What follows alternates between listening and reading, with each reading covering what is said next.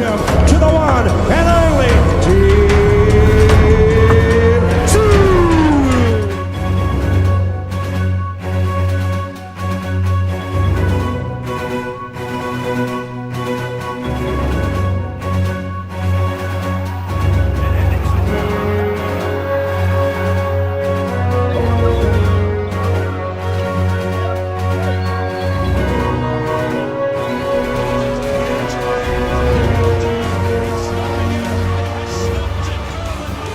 Hey guys, how we doing? Welcome to Talking Boxing. It is Monday, October 27th, 2025. And, excuse me, not a good way to get started. Judging by the amount of comments I can see in the chat at the moment, looks like there's been a little bit of activity going on. So looking forward to all your thoughts. And I've just got a feeling, I'm looking at old mate Big J in the comments there. I haven't, or in the chat. I haven't actually read your comments yet, but judging by the amount of replies, I've got a feeling you've upset a few people there, Big J. But hey, that's the show. You guys direct which way we go, and no matter what it's about, I'm assuming a lot of the comments are to do with yesterday's Fabio Wardley's win over Joseph Parker, but that's fine. Anything else you want to talk about, put it in the chat. And let's talk some boxing. All right, let's get into it. Just bear with me for the first few minutes too, guys, because as always, when there's a lot of comments in there, they actually get mixed up a fair bit. So I'll have to sift through them as we go. But we're going to start with M&M. I can see in there's quite a few in there, which is great. So, all right, where are we? M&M. All right, here we go. Regardless of questionable back-to-back premature stoppages, Fabio Wardley has a chin and is a problem at the top of the heavyweight division. Yeah, no, he certainly is, M&M.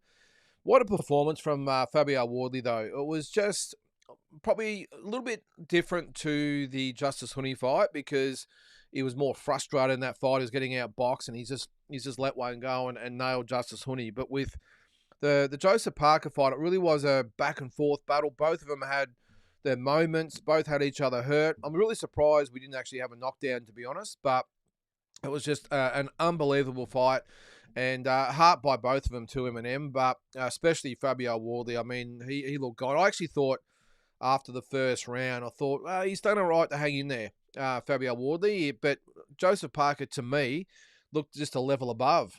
He was having success with the double jab, the triple jab. He was varying it up and down, really doing sort of what he wanted to do in that first round. Now, granted, Fabio Wardley would have just been having a bit of a look at Joseph Parker, and Joseph Parker would have been wanting to, as their more experienced fighter, really put it on Wardley early and sort of assert his ascendancy. And Fabio Wardley was a little bit nervous, I think.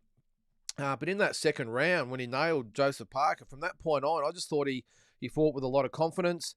And even though there were stages throughout the fight where he looked in a little bit of trouble, just kept hanging in there and hanging in there and hanging in there, and then got his moment. So good on him. Really, really happy for Fabio Wardley. He's a tough guy, and I suppose the next argument is does he give Alexander Usyk a fight, which I'm sure is going to be there in the chat somewhere. All right, Ryan. Where are you, Ryan? Let's see if we can find you. Sorry, guys. Again, apologies about this, but it's all over the place. All right. Hey, guys. Just curious, Lynden, on your thoughts. Do you think Parker's weight and or muscle mass was a factor? I believe it was. He looked huge, as in too muscular. Yeah, he was pretty heavy, Ryan. I'll actually just bring up the weight yesterday. I think he was in the 260s. I think he was. And I think Wardley was about 240, which back in the old days, well, I say old days, I'm talking about the 80s and 90s, 240 was a big heavyweight. Now it's just average, isn't it? All right, so let's have a look at Joseph Parker in comparison to his last fight. So he was 262 and a half. Actually, he was lighter for this fight, Ryan, than what he was against Martin Bakole. But you go back to the Zhilei Zhang fight, 247 and a half. So he'd actually put on 15 pounds. Since that Zhilei Zhang fight about 18 months ago. And before that was always sort of between, well, he got below 240 a couple of times, but his weight is all over the place. Low 240s, then he was into the 250s, mid 250s, then back to 240, back up to 250. He's been all over the place. But the Martin Bacoli fight back in February, that was the heaviest he's been at 267. So he's actually come down about 4.5 pounds for this fight. But not really, Ryan. Look, he would know his body pretty well. Now, I don't know whether he's put on weight or the extra. Well, actually, he lost weight, but in comparison to his last his last fight 18 months ago against Zhang, what did I say, 15 pounds.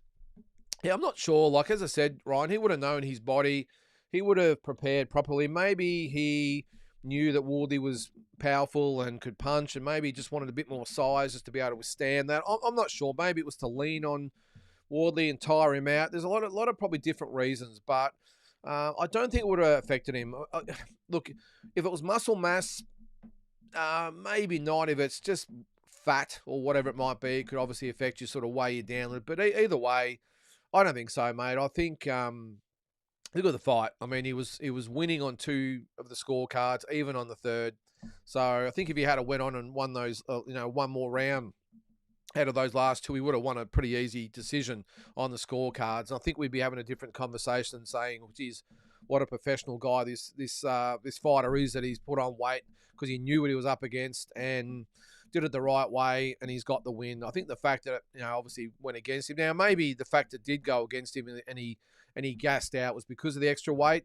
But no, I'm going to give him the benefit of the doubt, Ryan. I think he's a professional, a professional boxer, of course, but a very professional athlete, and I don't think it would have played a massive part. Because during the fight, I mean, it wasn't really in close, was it? It was sort of fought from a distance, and I thought he actually had the better of the exchanges. So I don't think so, Ryan, but only time will tell if he actually comes out and says that. So still with Ryan. Sorry, guys, I'll just keep... All right. I believe a 235-pound heavyweight beats a 260-pound heavyweight on most occasions. Obviously, fighters who are at the same level, not saying Wardley wasn't big, just saying Usyk beats him.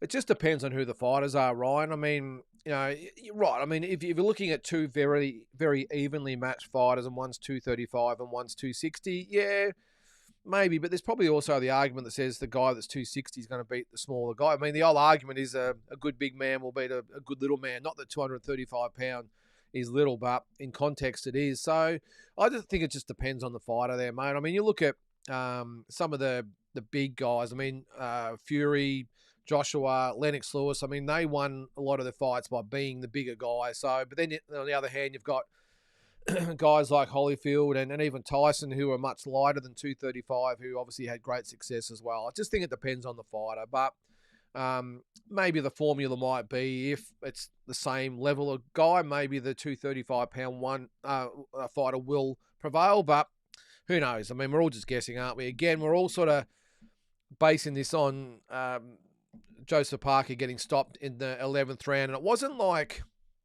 he was overpowered and he ran out well, he was gassed, but so was Wardley, but he was steamrolled. I mean, there's a big question mark about, was the fight actually stopped early? And if you watch my review, you can probably see both arguments for that. I thought it was too early, but on the other hand, he wasn't returning punches, so the referee might have thought he didn't have a choice. He had to pull it up, but I didn't see a lot of arguments from Joseph Parker afterwards either. I mean, he's not the type of guy that'll whinge and complain and make excuses, but yeah, I think if you look at the split between those that thought it was a fair stoppage and those that didn't, I reckon it was about 75 to 80% thought it was too early. The other 20 to 25% thought it was fair. And some of those people were the Furies. Tyson Fury thought it was a good stoppage. John Fury, his dad, thought the stoppage was too late. He thought it should have been stopped earlier. But I think overall, probably 75 to 80% of people, including myself, thought it was just a fraction early. Just give him a chance. Now, one thing I will say, Joseph Parker, he should have held. For a guy of his experience and stature, he should have known how to hold and waste time, maybe move away a little bit out of Wardley's reach and give him just that few seconds just to compose himself, but he didn't. So maybe he's got himself to blame as well. I would have thought an experienced fighter like Joseph Parker would have known how to hold and grab and waste time and do whatever he had to do. Spit the mouth guard out again if he had to. I mean, I think you get three cracks at it before they actually penalise your point. And maybe even in that point, if he had a thought he had been deducted a point, he still would have been in front anyway. So, but I don't know. And there's other people, of course, thought he should have taken a knee. So I think he's got himself to blame as well, Ryan. I mean, end of the day, I think all this discussion is probably taking away a little bit from Fabio Wardley, who was just sensational on the day and deserved his win. He really did. He hung in there, and when the opportunity came, he poured it on and forced a stoppage. So, all right, Big J. All right, let's get you into the conversation. I did see a comment on my video yesterday, so all right, let's get started. All right, looks like the first of many. Let's go. All right, hey mate, I think regarding the compassion of Honey to Parker versus Wardley, I'm assuming that means comparison of Honey to Parker versus Wardley. I think Honey's stock will plummet and he'll completely fall off the world stage. Domestically, he'll do very well, but not at elite. Geez, BJ, you're a hard guy to please. Fair income. I saw your comment on my my video yesterday too. So look, hey, end of the day, Big J, that's your opinion and no dramas with it, mate. And I'm sure on your channel I haven't seen it, but I'm sure you've explained why, and that's fine. For me though, I'm just trying to get my head around it. So what you're saying is you've got Fabio Wardley, who was complete. Sorry, I'll reverse that. I'll go to Justice Honey's point of view. So you got Justice Honey, who absolutely dominated Fabio Wardley to the point where Fabio Wardley just looked beaten. He was shot. He'd almost given up. That's how dejected he was in that fight. Looked totally beaten. Had only won maybe 1 or 2 rounds in the fight. So Justice Honey completely dominates Fabio Wardley. To the point afterwards, it's like, I think we're all thinking, well, Fabio Wardley, how overrated is he? Look how easily Justice Honey beat him, and he needed a miracle lucky punch to win the fight. So, geez, that goes to show how good Wardley is, and maybe Justice fought out of his skin. But then that same guy goes on to fight the number 1 ranked contender in the heavyweight division in Joseph Parker and stops him in the 11th round. I'm just trying to see how that makes Justice Honey's stock plummet. As I said in my comment yesterday, if anything, I would think his stocks would just go through the roof. Surely people out there, I mean, am I wrong, guys? Let me know. I'm just trying to get my head around what you're trying to say there, Big J, because I'll be honest, it makes literally no sense to me. So hang on. So Justice Honey dominates Wardley, barely loses a round, gets dropped with a lucky punch, or won't call it lucky, a punch from the guys, let's just say. Probably won 8 out of the 9 rounds. And then that same guy goes on and stops the number 1 heavyweight contender. I'm even repeating it twice, Big J, even saying it out loud makes even less sense to me, mate. So, hey, again, it's your call, it's your opinion, but it makes no logic to me at all. I'm just being honest, mate. So, if anything, I think a lot of people will be looking at Justice Honey saying, geez, how good is this guy? Where Joseph Parker, even up to the point where he got stopped, and even though he was actually winning the fight, Joseph Parker, he was on the cards in most people's opinions. Even based on that, that was a tough fight for Joseph Parker. I mean, even though he was in front, he was really wearing it. And Fabio Wardley looked like a top 10, looked like a top 5 contender. He all of a sudden went from shelf D to shelf A in one fight and looked great, even though he was losing the fight. I thought he looked great. That same fighter in his last fight looked 3rd rate against Justice Honey. Not 2nd rate, I'm talking 3rd rate. Looked completely out of his depth. Looked completely outclassed. And the same guy then beats Parker. And you're saying Justice Honey's stocks are plummeted? Make it make sense to me, Big J. I'm not trying to take the piss out of you, mate. I'm not trying to have a crack at you or anything. I'm just saying make it make sense, because that makes no sense to me. I'm just saying. It makes no sense.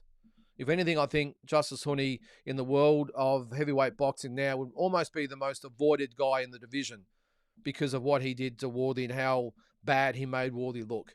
So, just my opinion, mate. And again, I'm not trying to have a crack at you. I don't do that to anyone. I'm just saying, I'm trying to say it in a nice possible way that it sounds ridiculous to me.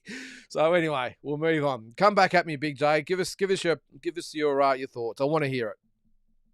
All right. I'm going to stick with Big J. He's got a few comments there. We'll go through them one at a time. Honey's lack of problem, I'm assuming that means power. Honey's lack of power and weak jaw will always be a problem for him. His fundamentals are established, but it's the power and good chin you need to succeed at the top level. Unfortunately, he doesn't have it. I've got to disagree with you again, Big J. I'm sorry. It's just the night for it. Which is why I love the comments there, Big J. It can't just all be one way and all of us, heaping praise on people. I welcome your comments. The lack of power is not a problem. Alexander Usyk does not have power. Okay, I'm talking about the guys coming up. He doesn't have power. He's an accumulation puncher. So I think that rules that out. And weak jaw, well, I think that's, again, probably debatable with Usyk. He's been hurt to the body before. He's been rocked to the jaw as well. I mean, he's obviously got a good jaw to go with those guys at heavyweight. I think his fundamentals are fantastic. This is Justice Honey I'm talking about. I've always subscribed to or had the opinion I don't care about his supposed lack of power. Look what Justice Honey did to Fabio Wardley. It wasn't the lack of power that lost him that fight. It was carelessness. Again, he totally dominated Fabio Wardley for 9.5 rounds. So, and power didn't have anything to do with it. Justice, I think, makes up, and I don't want to get way behind here, by the way, guys, but I'm going to go through each comment and give a proper reaction to it, regardless of who it's from. But the thing with Justice Honey, for the flaw that you're talking about as far as the power goes, the lack of power, I think he more than makes up for it as far as his work rate and the punch output, I think, and his speed and his footwork far outweighs the lack of power. And I think he probably a little bit like Usyk, in that Usyk, he makes up for a lot of his flaws, and one of them is lack of power. He makes up for it for the in and out. He goes right, he goes left.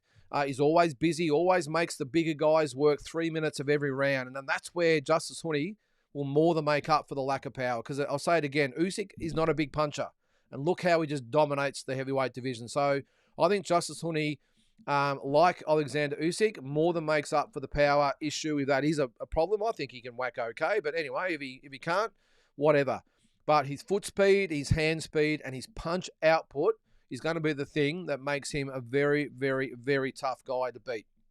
And the chin, well, okay, look, I suppose we've got to mark him down, of course, because he was knocked out by Fabio Wardley. But, geez, it was just one of those things. I think a lack of chin, I think it's a bit of a myth. I mean, some guys lose their chin, I suppose you might want to call it, by the amount of wars they have, the amount of big fight or wars they get into, and the chin sort of comes over a certain amount of time. The punch resistance gets less and less. But I don't think Honey's really been nailed, apart from the Wardley fight, in his career to actually give us that opinion. I mean, or give you that opinion. I don't think the punch that he got decked with by Wardley, I don't think it was due to a lack of a chin. It was just that he got nailed right on the button in the 10th round, and he did get up, by the way. He didn't get knocked out. I don't think from what I saw it was staggering or his legs went. He got knocked down. It was a beautiful punch. Justice Honey got up and the referee waved it off. I don't think you can accuse him of having a weak chin by the Wardley fight. If anything, it'd be like, shit, after that big punch, he got up and was ready to go again. I think it's actually a positive. So I get what you're saying there, Big J, but I don't agree with it. I don't agree with it. And as I said, the power, I think it's obliterated by the other attributes that he's got. And the chin, well, I don't subscribe to that either. I think everyone's got a suspect chin if they get nailed in the right spot. So that's just my my retort, I suppose. All right, okay, we've got more from Big J. What's that? Parker will be kicking himself by getting into a dogfight with Wardley, just like Justice did. Yep. He clearly has the power to get himself out of trouble, hence the last 2 fights, but Usyk dances rings around. And while the last comment, you might be right there, Big J, but the power didn't get him out of trouble yesterday. Got him out of trouble in the Honey fight. The power is not what got Parker out of there yesterday. Yeah, okay, he got hit with a good shot and then was under pressure, but it's not the power that got Wardley out of trouble yesterday with the Parker. It was putting the foot down, landing a half-decent shot, and then just going for it, and that's what got him out of there. He didn't drop. Let's not forget, he didn't drop Parker. And from what I gathered, didn't even really hurt Parker. I think it was just an accumulation of the pace of the fight, the accumulation of punches coming from Wardley. So I think that's what got Wardley out of trouble, was his heart and his courage and whatever got him out of the fight, not his power. So I don't mean to keep disagreeing with you, Big J, but I'm just, again, responding to your comments. All right, we had a super chat there. Where was it? Andy, how are you there, mate? I'm way behind, aren't I? Sorry about that. $10. Thank you very much, mate. Andy says, hello, boxing fans. Full props to Parker and Wardley. No props for ref. He sucks, in my opinion. I'm sorry. That's fine, mate. Ruined a very enjoyable fight for me. Hooney dominated Fabio before he got caught. Hooney is good. Yep, I'm with you there, mate. Just don't ask Big J. Ryan. Where are you there, mate? Hang on. I'm almost to the end of these first few comments, guys, so bear with me. All right, Ryan, again, I won't hog the chat. That's okay, mate.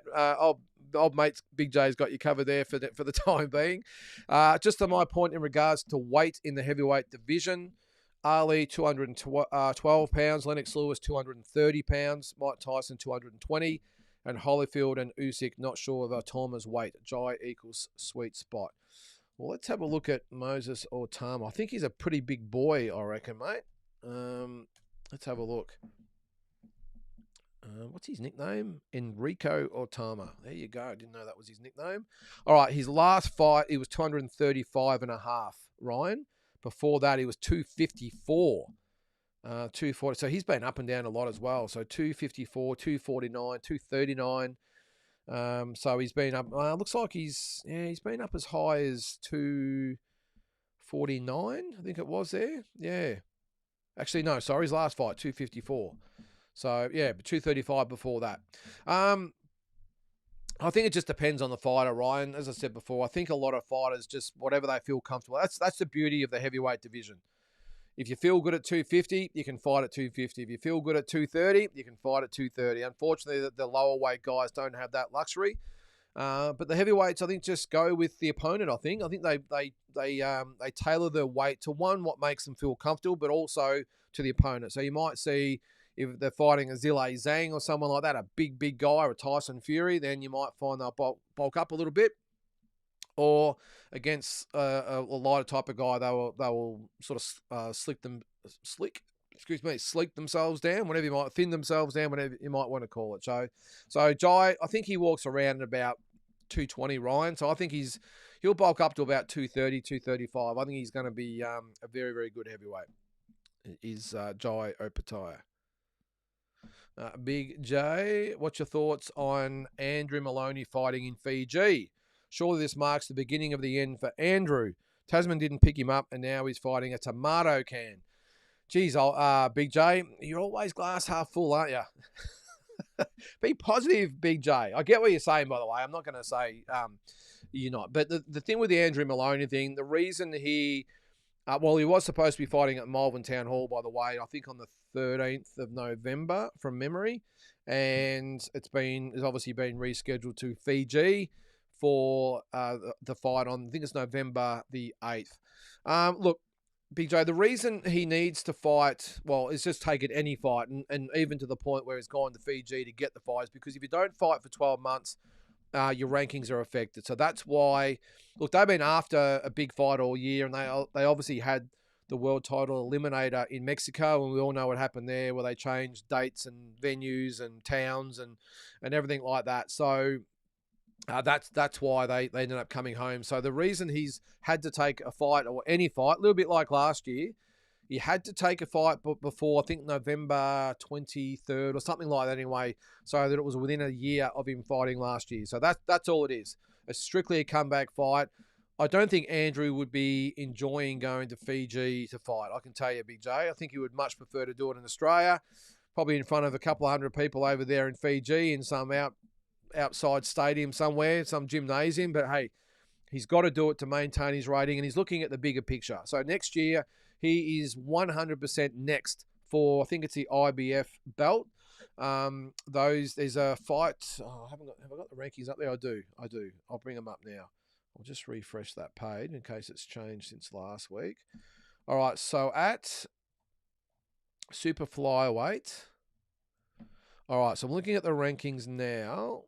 Hang on, that's bantamweight. All right, so you've got Willibaldo Garcia is the IBF champion. Now, is he fighting Martinez? No, Rodriguez is fighting Martinez. I can't. I won't bother. Sorry guys, I'm just gonna put this in box rec and see what comes up. All right, Willibaldo. What's his name? Garcia. All right, so Garcia is fighting someone, and there it is there. All right, so he's fighting, there it is, of course, Kenshiro Terashi. So they're fighting on December 27th for the IBF World Super Flyweight title. All right, so the next one will be Andrew Maloney. So no matter what happens, there's no step aside, there's no unifications, there's nothing. The winner of Willibaldo Garcia and Kenshiro Terashi have been ordered to fight Andrew Maloney next before, I think it's May or June next year. So this means Andrew is strictly taking a tune-up and nothing more, nothing less. It's not the beginning of the end. He's got a world title shot guaranteed, Big J. There are such things as tune-ups, so they're allowed to take them. This maintains his ranking, which is why he's taken the fight. And as I said, there's no way he would want to go to Fiji and fight whoever is fighting, the Fijian over there. So it's not that he hasn't been picked up by Tasman, by the way. I think there's talks going on that one. But at the moment, yes, you're probably right. He probably is a tomato can, but he's the only guy that's affordable and available at the moment that Andrew can get in with. So it's to maintain his ranking and just to keep him busy. He hasn't fought for a year. Get him a fight, and then he will fight the winner of Willibaldo Garcia and Kenshiro Terashi in May or June next year. So it's not the beginning of the end. It's his last fight before challenging for the world title. So keep that in mind, Big J. That's all I'm saying. All right. So we'll go back to Big J.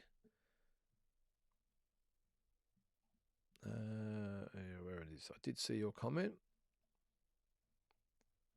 All right, here we go. There's a few from Big J. So, all right, I'm so sick of this BS, okay, that Opataya is going to do well at heavyweight. Exactly what is this based on? He's never fought at heavyweight, I'm assuming. At heavyweight. Hang on, I'll find your other comment. So I'll read it out here. So I'm not going all over the place. Never fought at a heavyweight, and the only decent international opponent he's had is Breedis. Literally rearranged his face for him. I'm curious why anybody thinks he'll do well. He's not even undisputed at cruiserweight yet. Well, I don't think being undisputed at cruiserweight's got anything to do with it, Big J. Since when has being able to fight got anything to do with what titles you've got?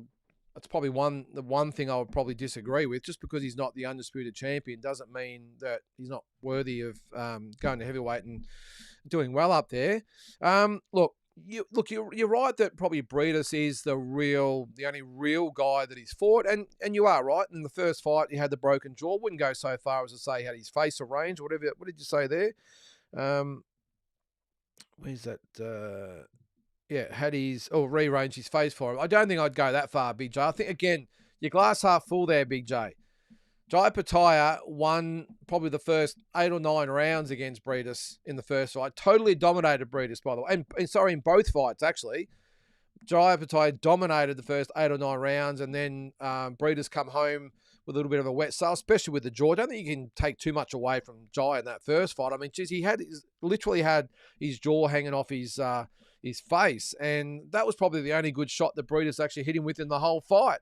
So I don't think you can. I understand like I said, he's maybe the only real elite fighter that Jai has fought, but I think you're taking a little bit away from Jai to say that it wasn't a good performance and Breedis rearranged his face. As I said, Jai at that first fight probably won 10 of the 12 rounds, and the next one he probably won 9 of the 12 rounds. I'm not sure where you're going with that one. What else have you got there? Curious why anybody thinks he'll do well at heavyweight. All right.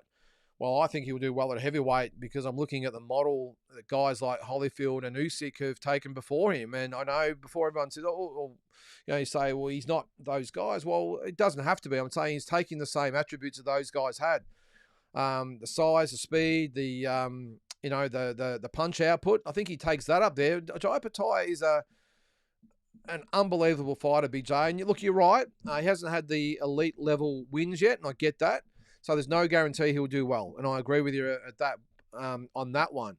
But I'm just looking at your comment here. I'm curious what anybody thinks he'll do well. Well, I just look at him as what I think is a very, very, very good fighter, and I think with his hand speed, his foot speed, punch output, his overall boxing ability, I think he'll do very, very well at heavyweight. Now, I'd like probably to get your opinion on why do you think he won't do well, apart from the size factor, but that's been debunked by Usyk and Holyfield and Spinks and David Haye and Tony Bellew and all those ones that have moved up.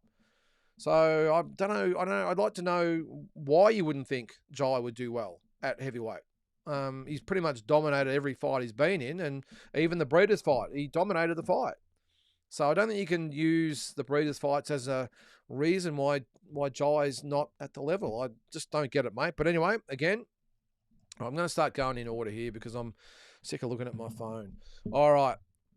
Thanks, Ryan. Yep, like, subscribe, and all that. As talking about Big J. Yep, that's fine. Where are we? So what's up there? All right, okay. So it's Ryan and Big J having a little chat there. All right, Asbot, let's change the subject here. Well, I'm sure it'll come back up later in the chat. All right. Hey, Lynden, can you unpack your thoughts on Tim's new trainer? Very good choice, Asbot. Very good choice is Pedro Diaz. And if you've been on social media lately, you would have seen there's been a little bit of footage on there of Tim doing some pad work, doing some strength and conditioning, doing some agility stuff. I really like him, Asbot. Very, very good trainer. If you don't know too much about him, obviously he's trained Miguel Cotto, Guillermo Rigondeaux, whatever. I can never pronounce it. You know who I'm talking about, Rigondeaux. And obviously he's trained the Olympic teams, all that sort of stuff. I think he's a really good fit, Asbot. He's a no-nonsense type of coach. If you saw what the interview that Tim did as well, he did actually say that you don't get much out of him. He's very straight to the point. There's no chit-chat. There's no socialising. It's just, let's train and let's get out of here. I think that'll suit Tim a lot, Asbot. The thing is, I think that what Tim needed the most, and I think, again, he said this himself, is that it's not Tim pulling the strings here. Over there, it's not Tim being a big fish in a small pond and him deciding what's going on. Over in the States, he's a small fish in a very, very big pond. And Pedro Diaz will probably say, well, you do it my way, I'll go get someone else. I've got 10 other fighters behind you that want me to train them.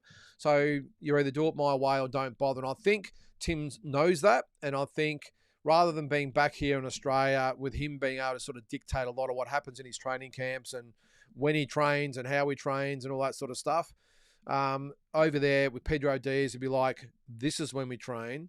This is what we do. This is what the session involves. And you're the fighter. I'm the trainer. You're paying me a lot of money to be your trainer. So you just do what I tell you to do with no nonsense. I think Tim, at this stage of his career, is what he really needs. And not to say Igor wasn't a good trainer. I was 100% for the change. And I'll say that again.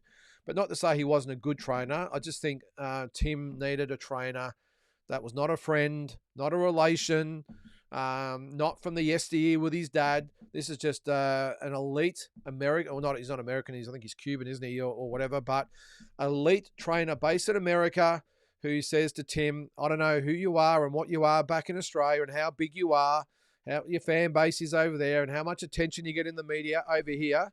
You're just, as Chopper would say, another bare bum in the shower. I think that's what he said, didn't he? So, and he would say that to Tim. Just go out there and train with everyone else, and that's it. No fanfare, nothing. Just train and get to business, and let's go. And that's exactly what I think he needs, Asbot. And he just looks happier. He looks like a happier fighter. He looks more energized, more sort of on his toes, a little bit more upbeat. And I think he's definitely going to, I think more than anything, obviously there's some tactical changes that Pedro Diaz will make. But I think more than anything, you're going to see Tim just with a little bit more confidence in himself, a little bit more belief. Not that he didn't have belief before, but now it's like, okay, now I'm training with an elite trainer in an elite environment amongst other elite fighters in an elite system. I'm ready to go. And whether he makes it or not, this is the thing I'll just tell everyone. Don't get too far ahead of yourself as far as, here we go. Now, Tim's finally got himself a trainer like Pedro Diaz. He's going to do this and going to do that. There's no guarantees about that. Okay, so let's just all just, what they say, calm the farm a bit on that. I'm cautious or very curious to see the type of fighter that Tim becomes being under Pedro Diaz, but I think he will be a better fighter. Now, whether that's enough to challenge the elite guys, I've still got my doubts. I'll openly say that. I've got very, very strong doubts he can get anywhere near those top guys, but at least he's given it a 100% go, giving himself every chance in the world to make it. So hats off to him in his pursuit of just finishing his career the best way he can. So, but no, a very, very good trainer for sure. I wouldn't have been too pissed if it had been Ismail Salas either. I think he's a very, very good trainer as well, or Abel Sanchez, who I was sort of pushing for all along. So, all right, Drew, I actually had no problem with the stoppage. This is Wardley over Parker. You can't be a punching bag for 30 seconds and allow your opponent to throw 30-plus punches at you and be surprised the fight gets stopped. Yeah, I don't think he was actually surprised. I think the rest of us were surprised. My only thing is that he wasn't landing the punches. But again, the referee, when you look at it, probably didn't have a choice but to stop it in the end, because you've got a guy who's just letting them go everywhere. Parker's pinned on the ropes, can't get off, is not punching back. So, yeah, you're right. There's probably no problem with the stoppage. But I'm just saying there was no actual punches or decent punches landed. That's the issue. So, but either way, there's arguments for both sides. End of the day, Joseph Parker didn't really have a big issue with it. And I suppose if that is the case, then it probably tells you all you need to know, doesn't it? So, Drew again. Parker might be kicking himself for not having a rematch clause or waiting on a little longer for Usyk. He was in the driver's seat for a title shot. Now he's on the outside looking in. Yeah, isn't it amazing how quickly it can turn, Drew? All of a sudden, your number one ranked challenger, all you got to do is bide your time for the Usyk fight. It's coming. And you decide to take the Wardley fight, and all of a sudden, people are telling you probably should retire. It's crazy. Look, I definitely don't think he should retire. He's 33 years of age, so I don't think that is the case. But I'm with you as far as a rematch clause goes. Look, as far as waiting for Usyk as well, I mean, there's never any guarantees, but geez, he was in the driver's seat, wasn't he? I remember, I think we've actually spoken about on here that why would you want to take the risk against a dangerous guy ranked in the top 10 of probably all the organisations? Why would you want to risk that? He could have fought anybody, but he went for Fabio Wardley. So on one hand, you're actually applauding Joseph Parker for not sitting on his hands or taking easy fights. But on the other hand, you're thinking, who's advising Joseph Parker? Who actually thought this was a good idea? Because all of a sudden, he's way back in the line. Now, having said that, all it takes is one more win and you're back amongst it. So I'm sure that won't be an issue for Joseph Parker. All he needs is another win against someone in the top sort of 15 and he'll be right back in. But it could be 12 to 18 months away from getting a shot at Usyk if that is actually the case. So yeah, very, very risky fight for Parker, Drew, and it's blowing up in his face. So it is what it is. And as they say, you play with fire, well, you might get burned. So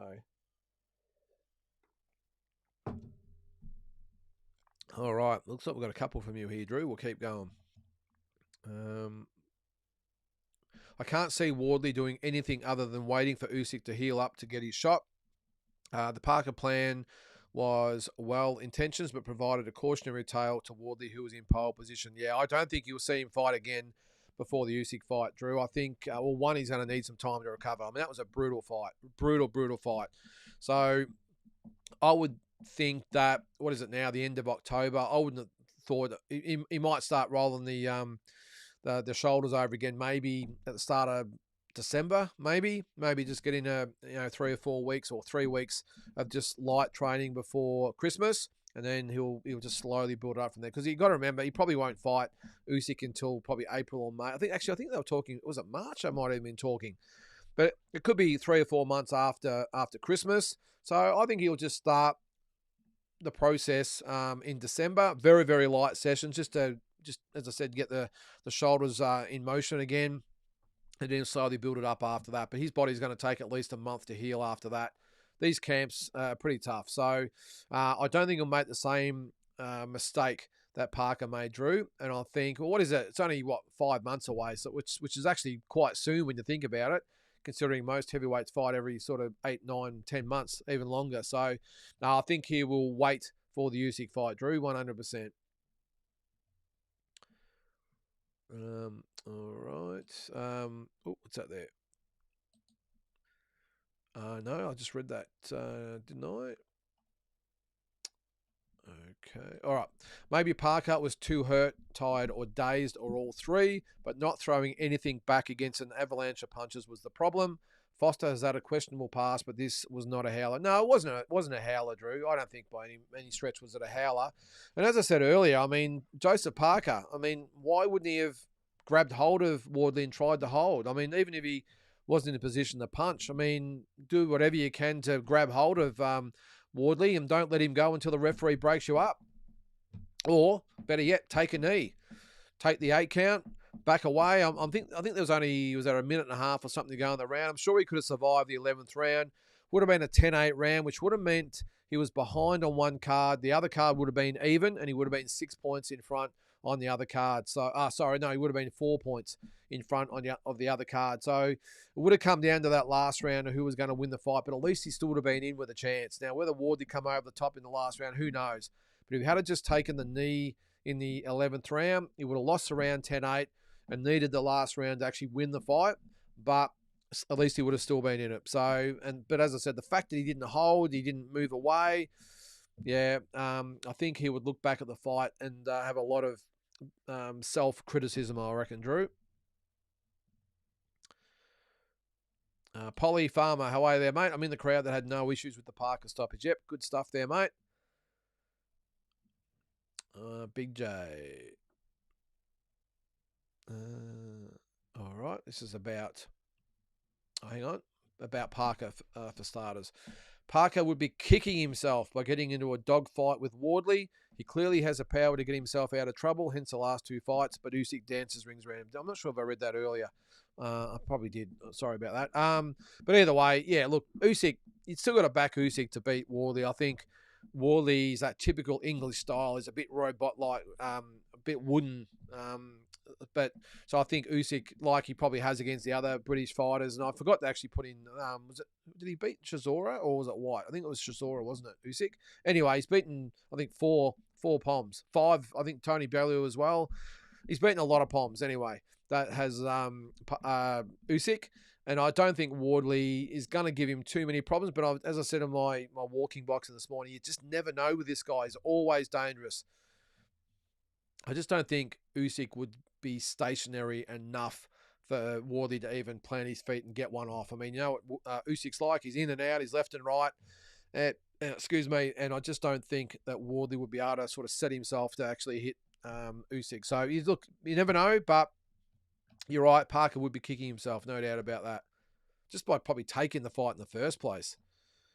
All right, this is about Jai. Believe me when I say I want Jai to move up to heavyweight and be the next Usyk. But at the moment, there's not enough evidence to support such a claim. If he does it, I'd gladly smash a dozen eggs on my face. Well, we might hold you that, Big J. But as I said before, Big J, I get what you're saying. There's no proof to say that Jai is going to be a good heavyweight. But there's also no proof to say he's not. And as I said before, I just think based on Usyk and Holyfield and Spinks and all these Usyks and these guys that have moved up that have similar attributes to Jai Pataya, good hand speed, good foot speed, great natural boxing ability. I haven't seen anything that makes me think that he won't be. I mean, the size is the obvious one, but as I said, I think he's a heavyweight in a cruiserweight's body. So, or the other way around, cruiserweight and heavyweight's body, whatever it is. You know what I'm getting at there. But I just think Jai Pataya, nothing's a given, but I just think Jai will make a very, very good heavyweight. I really do. And David Hay, that's right. Eminem, regardless of questionable back-to-back premature stoppages, Fabio Wardley has a chin, and I think I read that before. Sorry about that. I'm getting to the end of these first comments that came through. Besides Holyfield, Usyk, and Hay, name me a cruiserweight that dominated heavyweight. Oh, wait. Well, how many elite cruiserweights have actually gone up to heavyweight, Big J? I would probably make the argument that pretty much all the real elite cruiserweights over the years have all moved up and all had success. Like you said there, Holyfield, Usyk, Hay, Value. I mean, Spinks come from light heavyweight. I'm trying to think of and you said Hay as well. I'm trying to think of the ones, the good cruiserweights I'm talking about, the real elite cruiserweight world champions. How many of them actually went up to heavyweight and didn't actually make an impact? I'll wait. Let me know. Because I'm pretty sure all those fighters you've named there are probably the best. Now you've got Opatira, of course, probably the best cruiserweights of the last 20 years or whatever it's been, 25 years, and all of them are going to heavyweight and all have had success. I mean, you could probably say, obviously, Bellew and Hay, although did Hay have one of the secondary belts? I think he did. Bellew was a little bit different. He didn't have many fights in heavyweight, but the others have all won world titles. So I'm not quite sure that's the one. And again, I can't remember any cruiserweight worth the salt who'd won a world title who then went to heavyweight who didn't have an impact. So there you go. Where are we? All right, Sam. Actually, I think we had do we have a oh, sorry. Who have we got there? Sorry, mate. This is, geez, I can't even pronounce that for the super chat. $2. Thank you, mate. I won't even pronounce your name because it looks like the algorithm has just given you some weird numbers and letter name there. But thank you very much, mate. What do you got there? Parker not responding and running away. Good stoppage. Yep, no, that's cool, mate. That's fine. Not going to argue with you. All right. I'll keep going through. All right. Sam Nixon. How are you, Sam? What date was Nikita Zoo's fight due for Tim?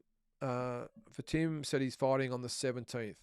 That was, I said that in the video the other day, Sam. So it looks like it will be, so if you didn't see my video, Tim Zoo will be fighting in December. Nikita and Michael Zarafa will be in January. And it also looks like Liam Paro and Paddy Donovan will be January as well, but not on the same card. Maybe not on the same card.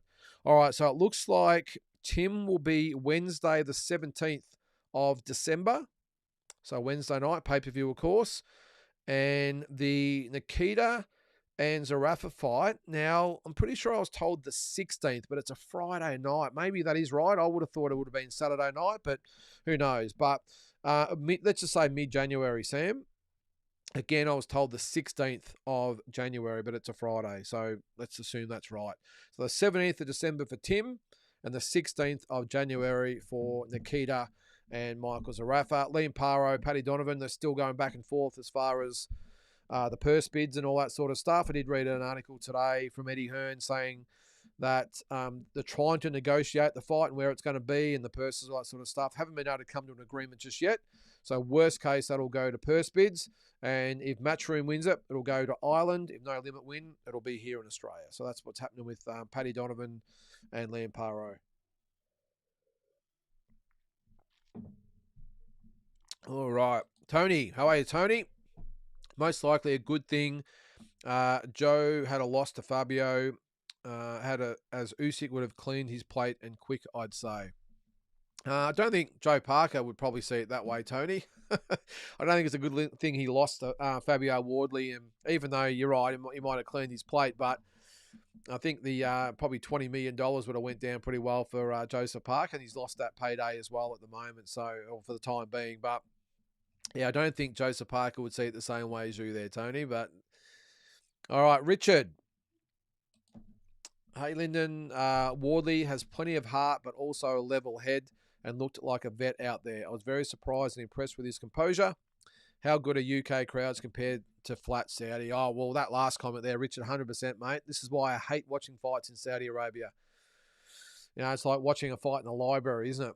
just flat as a tack. The UK crowd, I actually thought they were even a little bit subdued yesterday, to be honest. I think normally they're even more sort of loud than that. I think the Honey fight, especially, you could barely hear what was going on in there with the crowd going on the TV screens. But I'm with you, Richard. I was really happily surprised that Fabio Wardley looks so composed and so at the level. That's what surprised me.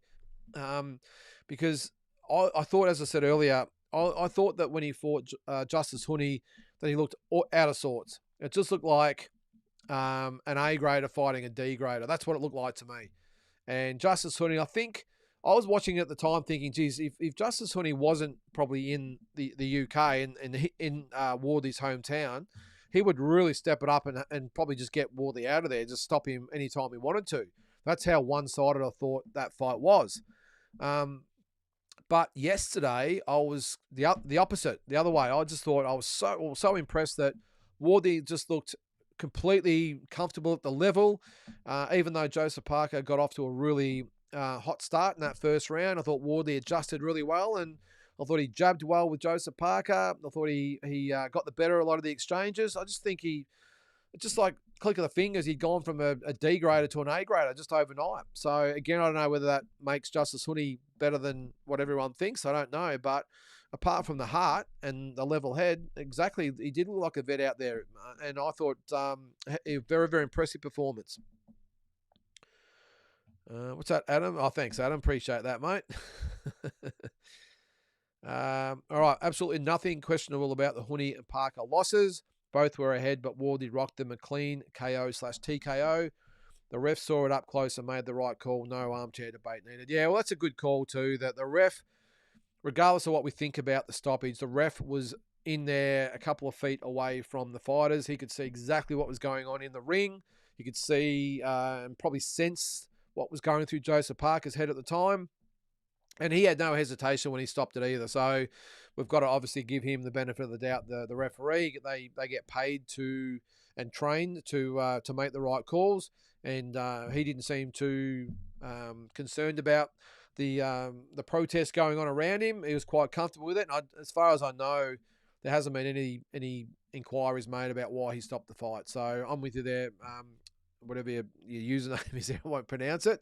The ref saw it up close, made the right call, and the rest is history for sure. Usyk Wardley will be in Saudi. Yeah, it looks like it might be, Richard. Not confirmed, but it'll either be in London or Saudi Arabia. But geez, I'm hoping it's in London at Wembley Stadium. I mean, they'll get 100,000 people there for it. It'll just be out of control.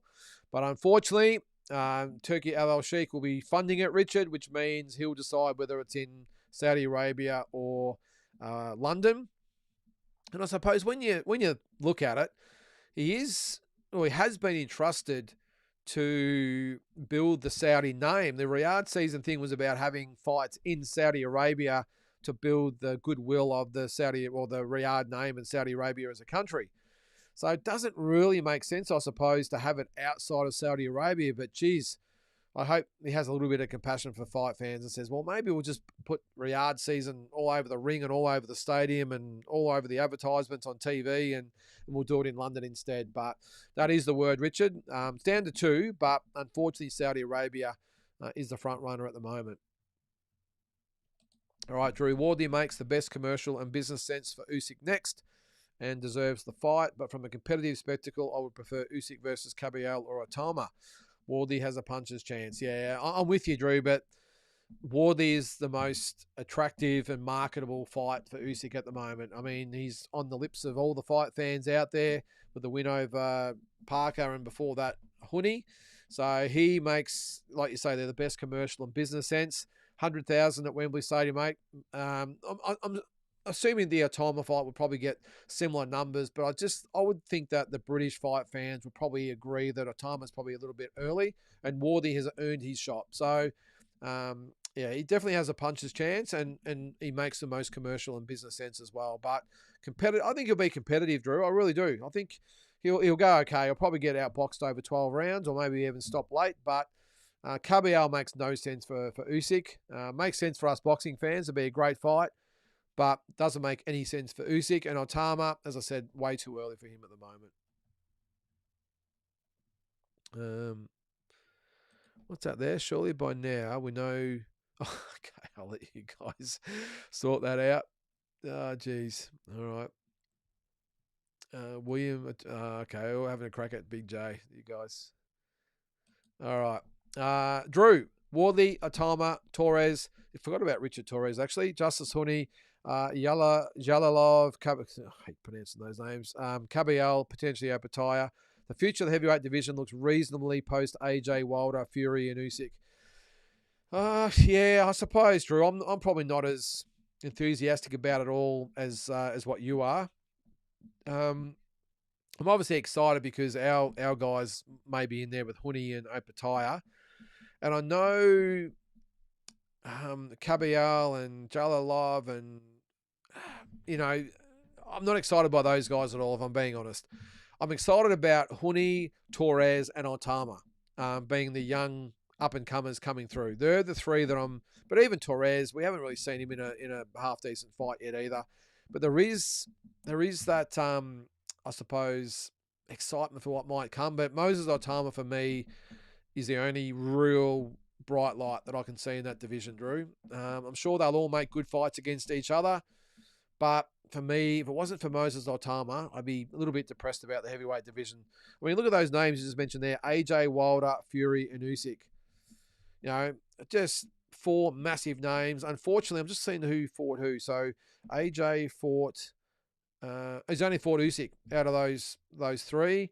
Usyk has fought AJ and Fury, so he's fought 2 out of 3, and Wilder's fought 1 out of the 3 as well. So this is the problem that hopefully Turki Al-Sheikh will fix, is that we won't have this in 10 or 15 years' time, where we're looking at Otama, Torres, and Huni, and Opataya maybe. Geez, they just didn't fight each other. A couple of them fought each other, but not all together.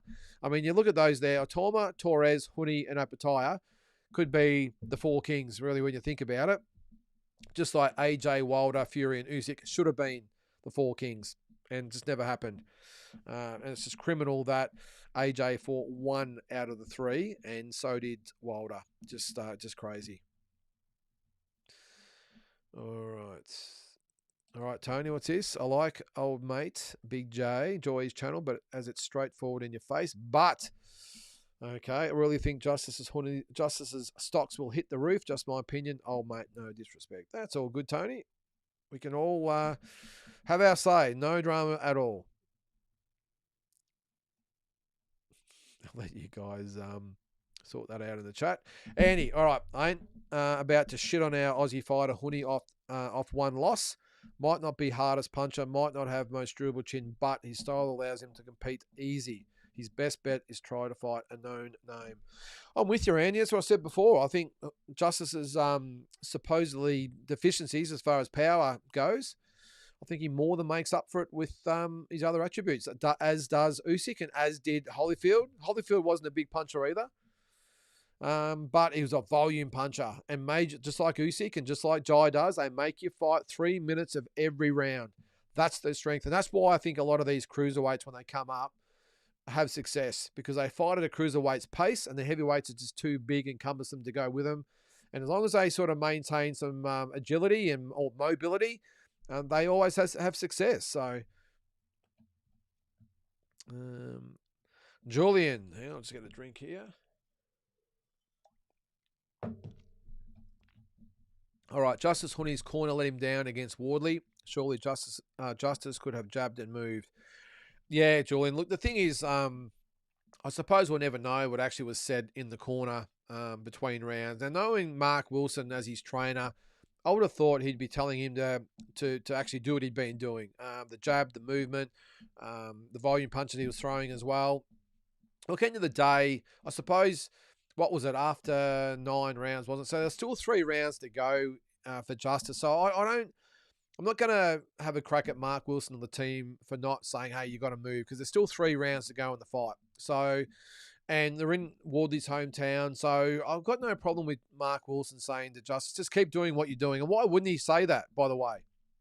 I mean, the safety first approach would be to say, Justice, get on your bike and move for the last 3 rounds. That's a hell of a long time to be on your bike, especially with someone like Wardley coming at you and being able to take centre ring and really try and mow you down. Because that was the success that Justice had. Justice took centre ring and just out-fought Wardley and actually pushed him back and put him on the back foot.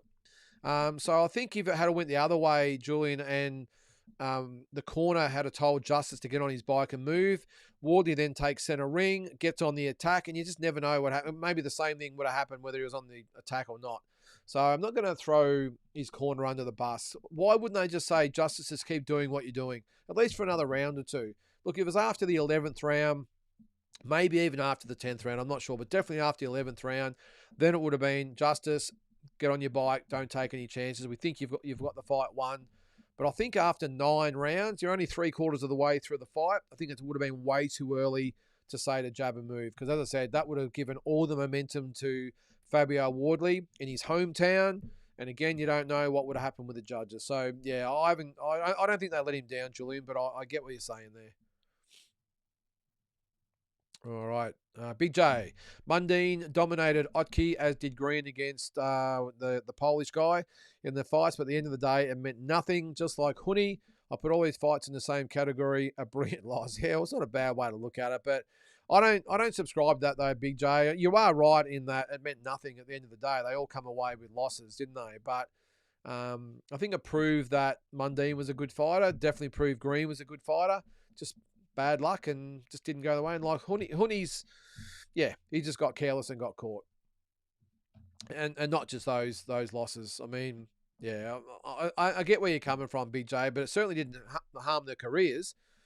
Green and Mundine both gone down as all-time Aussie greats. So we don't know where Justice will land, but you're right, it meant nothing in the end. But geez, it also meant nothing for Meldrick Taylor to get nailed by Julio Cesar Chavez in that last 2 seconds. And but it still didn't hurt his legacy either, did it? Or his future world title fight. So, Tony, what's with Tim being all friendly with that loudmouth, disrespectful fighter, David Benavides? I'm back on the Tim train now. That Mike is on board. I hope he avoids that awful family. Yeah, I think he's just been nice, Tony. That's Tim. I'm not a fan of David Benavides either. But, yeah, I think Tim's just being friendly and just enjoying being around the crowd. The crew over there, Tony. All right, Andy. Atoma definitely shows he's got the goods to compete too. We just haven't seen him wear a good punch too to give us an indication of how durable he is. Great observant, trap setter, in my opinion. Explosive. Yeah, he's a good fighter, Andy. Look, the only thing I want to see from Moses Otama, though, is to go into the 7th, 8th, 9th rounds. That's what I want. Against a quality fighter, by the way. We've seen Fabio Wardley do it. I think Moses Otama is a 3 or 4 time better fighter than what Wardley is, but we haven't seen him be able to dig deep and pull it out and be able to sustain what he's done early for the whole fight. Where Fabio Wardley is, well, I suppose he sort of still is limited, but we've seen what he's been able to do. He's hung in there. He's got 2 great wins coming from behind. So we know what Wardley is made of and what he can do, no matter when or what stage of the fight is at. You know he's always dangerous, but we don't know anything about Otama. Don't know anything about him. He's had all one-way fights, all 1, 2, 3 round knockouts. So I want to see him in against a quality guy and being taken into the 7th, 8th, 9th rounds, and then we'll show what he's got. So, yeah, and you're right. We haven't seen him wear a good punch, so we have no idea how durable he is. So, Andy, congratulations to Fabio Wardley, by the way. Love his attitude. Not his fault how fight ended. Always in with a puncher's chance. Yeah, great comment, Andy. You're right. We can debate about it all we want, but end of the day, Fabio Wardley, he just wasn't his fault the fight got stopped early in some opinion. He put him away and did what he had to do, and he didn't have any surprise that it had been stopped either. And I always love to see after a win like that, such a courageous win, to collapse on the ground like in just jubilation, and the corner all jump on. It was really good. I'm really happy for him. Look, I'm not the biggest fan of Fabio Wardley, but you know, like all due respect to him, it was a fantastic win yesterday. Would like to see Wardley rematch Parker, but unlikely. Fighting Usyk for all the belts makes most sense. Wouldn't be surprised if Wardley is Usyk's last fight, to be honest, but we'll see. Well, he reckons he's fighting for 3 more years, Andy. You'd think it'd be Wardley next. Then I still think it could be the winner if Fury comes back. I think the only way he fights either one of those guys again, and I think he's been open when he said he's not really interested in fighting Joshua or Fury. I think, though, if they fought each other, whoever won that fight would be the hottest heavyweight behind Usyk at that stage. And I think there probably would be a call for him, whether it be Fury or Joshua, to get another crack at Usyk. So that could be the fight after Wardley. And then, of course, 2027 could be Otama. Throwing Caballero in there as well. There's numerous guys he could fight. But I do think we'll see him fight again, mate. I wouldn't go that far to say that Wardley could be his last fight. All right. In regards to Andrew Maloney, says Big J, thank the Lord for that. Bring on another world title. Yeah. No, he's definitely guaranteed a world title shot, Big J, in May or June. So he's just got to have this warm-up fight, keep his ratings, and then he'll be fine. And again, it's not Andrew or his team's fault with that either. They want the big fights. I think he's 34 years of age now. They want the big fights, but it's just been hard to come across those because they all seem to be fighting each other. But it will be next, so he'll fight for that IBF world title. All right, Andy. We need to see Jai get opportunity to prove his medal versus Zerto or Badu Jack. Problem is they haven't been willing. We'll see in 2026. Yeah, well, it's not. This is not Jai Patai's fault. He wants the fight. So I've actually spoken to Mick Francis personally about this, by the way. I've said, what's happening? He said, mate, we are trying everything. And Eddie Hearn, the same. They're all trying everything they can to get Zerto Ramirez or Badu Jack in the ring. Badu Jack, of course, is fighting... who's he fighting again? I got the rankings here. No, Michelalian, however they pronounce it. They're fighting again, I think, in December or January, whatever it is. So the aim apparently is for Jai to fight the winner of that. And then the winner of that will then fight Zerto Ramirez at the end of 2026 for all the belts. Because Zerto will want to tune up. But the Zerto Ramirez thing, Andy, I mean, it's obvious that they don't want the fight. I'm sure they'll take it, which is why they tried to price themselves out of it. So it's not Jai's fault that it hasn't happened. But they just don't want the fight. So, but that, from what I read today, is what they're trying to do is that Jai will, after this fight with Shinkara, will fight the Badu Jack and Michalian winner, and then the winner of that will fight Zerto at the end of 2026 for all the belts, and that's when you'll probably see Jai go to heavyweight after that. I did actually comment today. I don't normally comment on boxing sites. I think it was Boxing News, I think it was. And the journalist having a crack at Jai Pattaya for cherry picking. And as I said, I normally don't comment ever.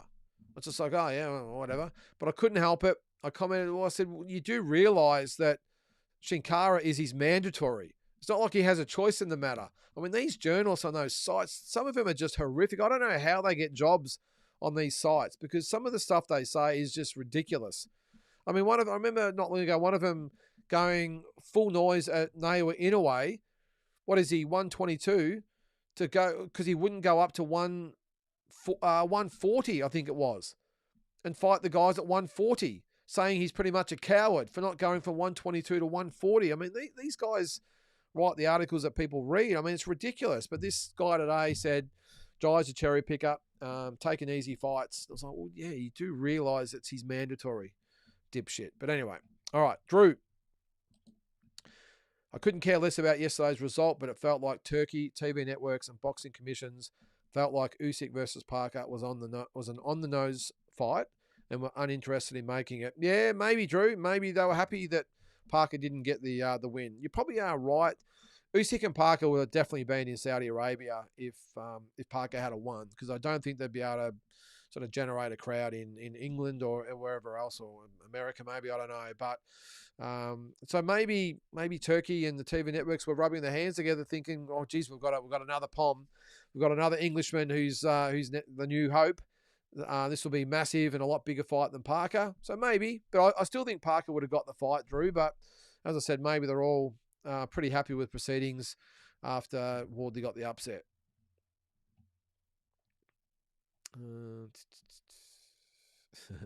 Ryan, yep. Good to see the usual guys in the chat. Yep, it's all good.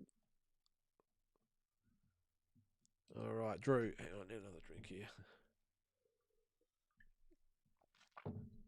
All right, Drew, I think being away from the Aussie media and being abroad is a plus for Tim Zoo. I do too, Drew. And as I said before, he does look happy, or happier.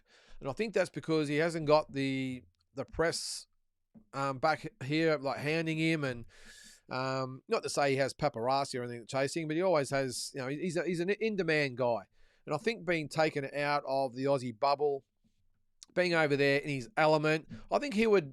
Just my gut feeling, I think he would love the fact that he's in a gym over there. He's just one of the fighters in the gym. He's not Tim Zoo, over here in Australia. So people, I mean, he'd be distracted. He's a big fish in a small pond over here. So I think he would actually welcome the fact that he is a small fish in a big pond over there. I think he's been in the limelight for so long. I think he would actually think it was good to, or feel more comfortable now to take a step back and just be another fighter in the gym. And being treated as such by his trainer, the media I recognise that guy. Oh yeah, that's Tim Zoo. Whereas over here, everyone's fussing over him and everything else. I think it'd be good for him. I agree, Drew. It's a big plus for him, and let's hope that the performances in the ring when he finally gets back in there. Well, it's only going to be about 6 weeks away, isn't it? We'll see the improvements and the not just in the ring but in his life as well. Andy, I'm looking forward to seeing how Tim will go under his new trainer and team. As long as they can work well together, hopefully Tim can bounce back. If not, such as life will see. Well, that's the thing I said, Andy. I mean, at least he's doing everything he possibly can to give himself every opportunity to finish out his career in the right way. I think if he stayed in Australia and maybe never got back to where he was, and he was only there for a very brief time. This is the thing I keep sort of saying to people, about Tim getting back there. He was only there for 5 minutes. He won that title, the WBO title, what was it, in November or December or whatever it was of 2023. Lost it in May and hasn't been able to get back there since. I mean, he's been back to the big fights, but hasn't. I mean, he's had a 6-month reign as world champion. So he hasn't really had those big wins, I suppose. Had a few big losses, but yeah, I mean, can he bounce back to just to where he was? Yeah, I think he could get back in the mix, Andy. I really do, but it's just whether he can take that next step. And I've been, on record as saying I've got my doubts. I've got my doubts after some of the beatings that he's taken. They'll be able to get back. Now, he's given himself every possible or the best possible chance to do that, but I'm just not sure whether he's going to be able to get back to even where he was. Not that it was at the absolute elite, but he was still right amongst the top 3 or 4 154-pounders out there. So, hey, I hope he does. I really hope he gets back there. But it'll be one of the comebacks of all time, won't it, if he does. All right. Ryan, I've changed my opinion on Dana over the weekend. He exposed his agenda in the UFC last week and won't be good for boxing. Okay, I didn't see what he had to say there, Ryan. But I've, again, been pretty vocal that I don't think it's a good idea. And look, the thing is, I'm not saying I'm an expert of this Ali Act and all this sort of stuff and whatever. All I'm saying is you go by the reaction of people already in the know. So you would think that obviously the fighters are pretty happy with it at the moment, but you would think that if what the TKO boxing is trying to do would be good for the boxing, you would see support from Eddie Hearn and Frank Warren and Oscar De La Hoya and PBC and all to Bob Arum. You'd see support from them saying, yeah, okay, we've got some momentum, let's try and get this change. But all those promoters have all said, no, we like the Ali Act and we want it to stay. You've got one person trying to change it, and he's Dana White, because he wants the same control over boxing that he had with UFC. And all the boxing crew are saying, well, we don't want what you've got at the UFC. Can we get this through your head? The fighters don't want it. Now, again, I know no one's going to force people to sign or fighters to sign with TKO boxing. That's the other argument as well. But again, as I said, I'm no expert on the whole thing, on the Ali Act, but all I can say is when you've got every promoter and every fighter saying the Ali Act is a good thing and it shouldn't be changed, then surely we've got to listen. Then on top of that, you've got all these UFC fighters that have all testified at these hearings and everything, saying it is the worst thing of what the UFC do to the fighters. Shouldn't the boxers out there and their managers be looking at this saying, well, if the UFC fighters are saying it's hindered them or hindered their careers and done them out a lot of money, and opportunities, wouldn't they just be a little bit apprehensive about signing up with TKO? So the only way I would think that Dana and TKO start signing a lot of these young kids is if Turkey Al-Sheikh's behind him, and he is, of course. There's these big signing bonuses and all these promises and everything else, and they lock them up for 4 or 5 years at a time. Don't know, but if they do that, I wouldn't want to be probably one of the first fighters to do it. I'd probably want to be sitting out for a little while, seeing how it all transpires, get some feedback from the fighters that are in it, and then maybe go. Because those first ones that sign up, yeah, it's a very, very risky proposition. And why would you sign up anyway? When you've got so many other big promoters out there that are doing great things, why would you sign up to the TKO thing and have all your rights and everything taken away from it? Doesn't make sense to me, Ryan, but a lot of people are saying, it's a good thing and you don't have to sign if you don't want to, which is true. But yeah, I'm holding the line on that, Ryan. I think it's bad for boxing. Shadow Boxer. Dana has an extremely punchable face. I'm actually a fan, Shadow Boxer. I really like Dana White. I know I don't like what he's doing again, I'll say, but yeah, for what I like how he takes no shit from anybody. The media, whether he's been questioned so many times about different things, whether it be political or his fighters. He believes in what he believes in and just holds his ground. And he'll say to a reporter that they're full of shit if need be. I really like it. I really do. But I still don't think he's going to be good for boxing. We'll see. Andy, why the heck wouldn't Parker put a rematch clause in there? That should be common sense when you're in that position. Dillian White did that with Povetkin. I'm not sure about that, Andy. But look, you are right. There should have been a rematch clause in there. I don't know. But then again, I suppose Parker was the interim champion, wasn't he? So he's got pull. The only thing I can think of, Andy, is that both it was promoted by Queensberry. Remember, they're both Queensberry fighters. That Frank Warren just said, no, there's no rematch clause. The winner gets Usyk, and that's the way it's going to be. Maybe that's just what it was. Sometimes the rematch clauses are when it's one promoter's fighter against another promoter's fighter, and they obviously want to have the opportunity to come back. But Queensberry, really, if they wanted to, could say, well, no, you guys are going to fight each other. They're contracted to each other, or contracted to Queensberry. So Frank Warren, being the promoter, probably said, no, we don't need one because the next guy's going to fight Usyk and the other one will just have to rebuild. Maybe that's why. All right. Andy, how about the heavyweight landscape now? Pulev versus Gassiev. Yeah, I did see that. Or Atoma. It's going to be Gassiev, I think, Andy. We had Dubois Sanchez. Yep, that'll be a good fight as well. Is that right? But Dubois offered out Cabiel, but Cabiel's already set to fight in Germany. Yep, I saw that. Yep. Yeah, there's a fair bit going on there, Andy. What else is going on with the heavyweights? You got Chisora and Dillian White in December. Yeah, I'm excited, just like you guys probably are. Not a lot, is there? Just looking at the other guys in the division. Next year should be big though, Andy. We're gonna have Joshua back.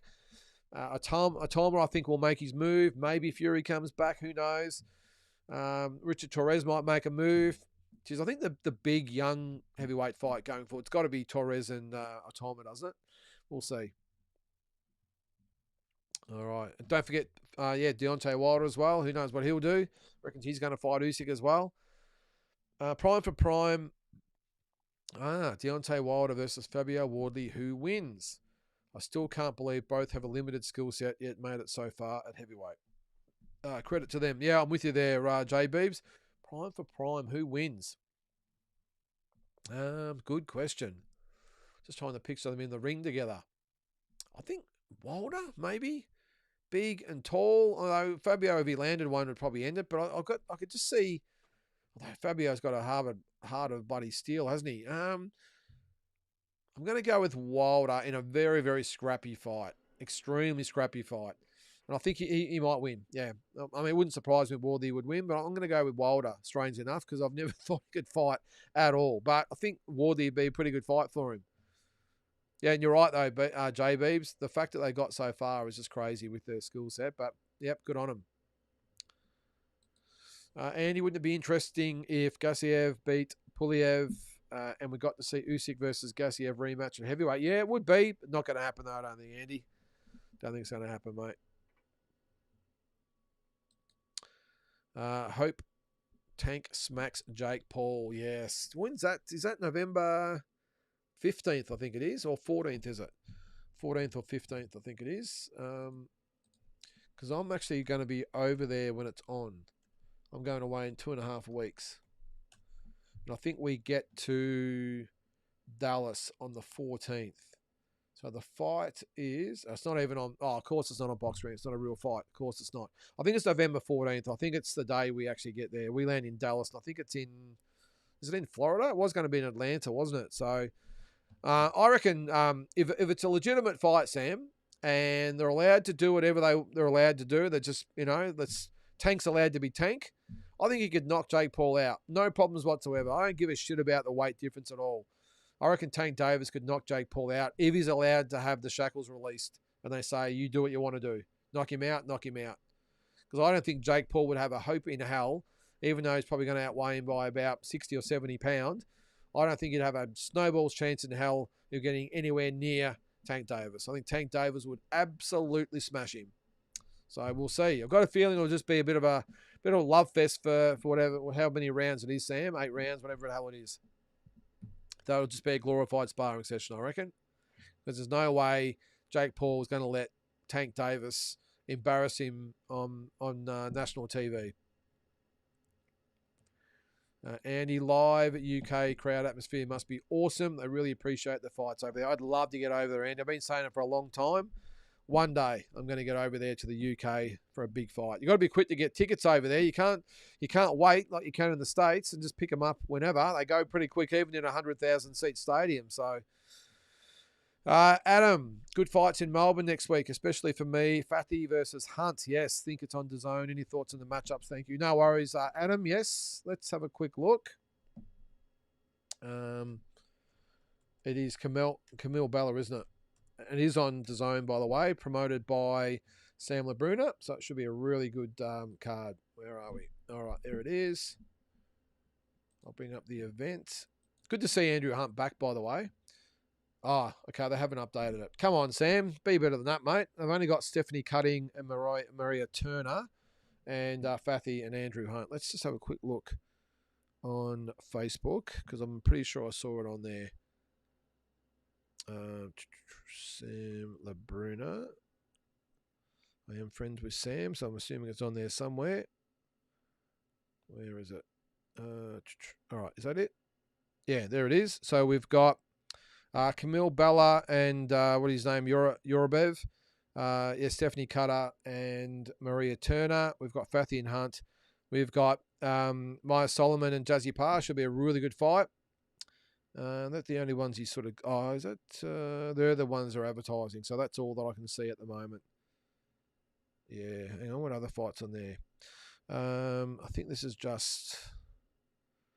what's up there? Metaxas versus Sander. Yeah, Hall Shannon. Yeah, well, Lilo Talapay, good fighter too. Yep, so should be a ripper there, guys. So it will be on DAZN. So check that out. That is on Friday, the 7th of November. So a couple of weeks away. Drew, outside of Conor Ben and AJ, who is about to exit the sport, Eddie Hearn has a pretty thin stable of stars right now, despite his powerful persona.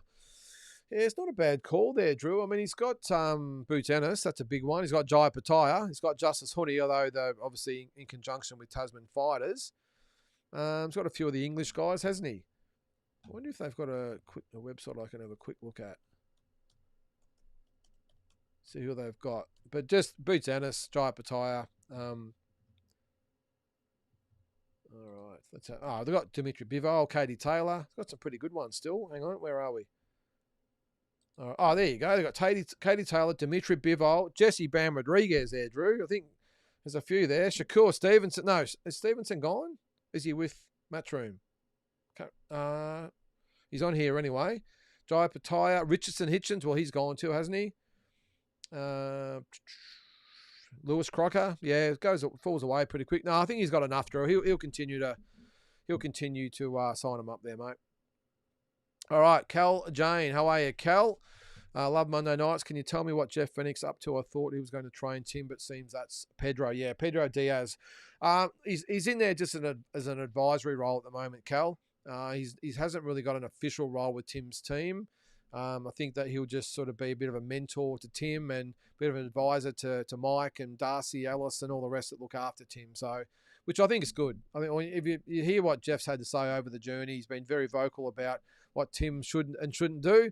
So Tim's obviously listened and said, all right, Jeff, well, if you want to sign up, I'd love to have you on board. So I'm not sure how it works with commissions and all that sort of stuff. I'm assuming there'll be a cost involved, but Jeff's a mentor at the moment there, mate. So good call from Tim and his team.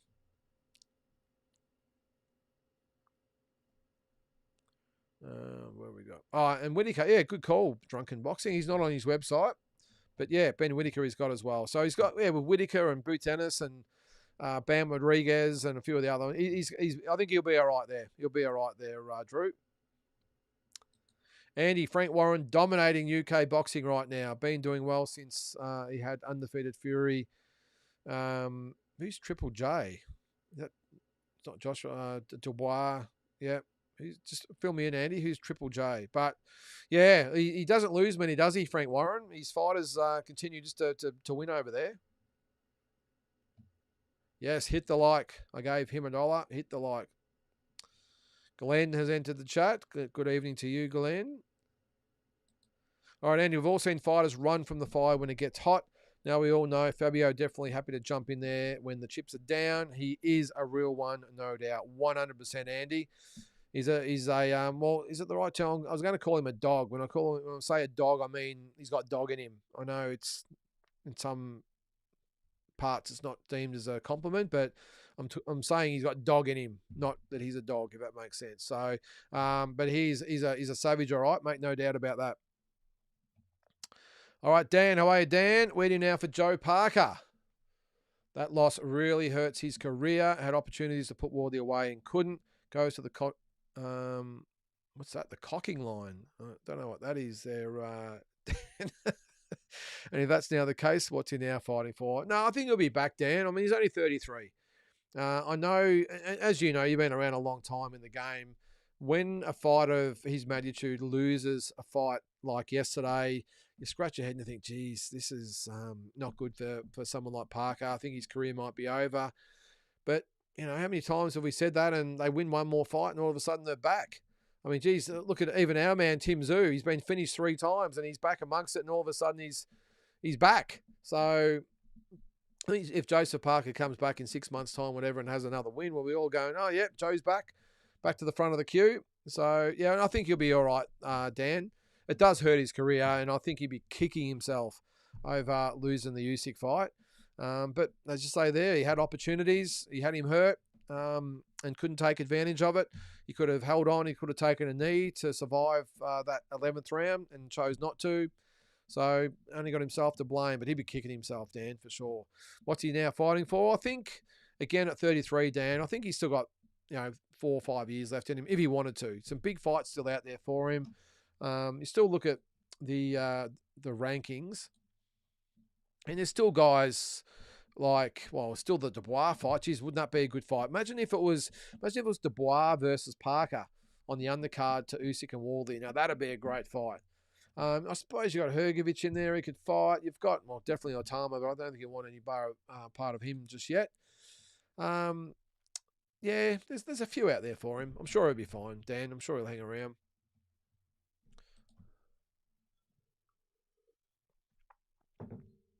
All right, Glenn, watch the Parker fight again today. I think Parker lost his way in the fight, lost his shape, and then went back to that bad habit of his to have his lead hand low. I think he was tired early. Yeah, well, he went hard pretty early, Glenn, didn't he? He came out of the blocks really quick in that first round. I think it was to get the more inexperienced guy on the back foot. And he would have probably also seen that when Justice Honey fought Wardley, that he had the most success when he backed Wardley up, and I think that's what Parker tried to do. And that first round was a pretty hectic round for him. Then the second round, same thing, fought at a really high pace and then got tagged, obviously.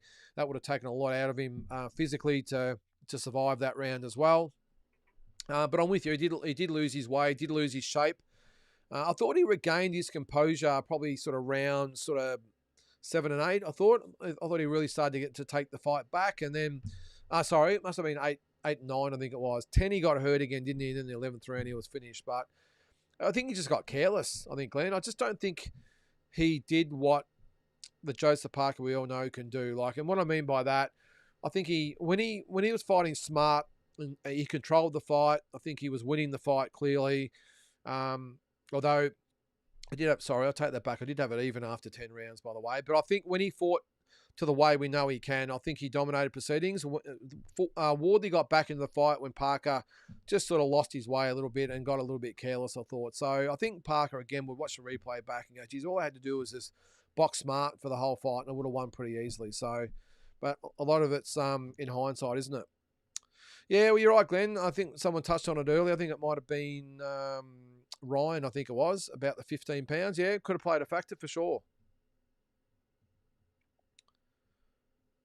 Glenn, yeah, he didn't hit any harder. It didn't help his punch resistance, and his feet have slowed right up. Yeah.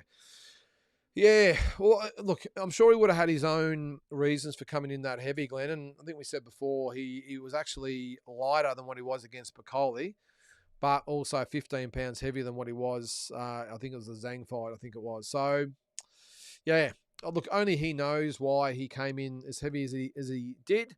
Again, maybe it was to push Wardley back and have him on the back foot the whole fight, lean on him, all that sort of stuff. Because Wardley's not the most agile guy. I'm sure if Parker fought like Usyk, he would have come in at about 245 or something like that, 247.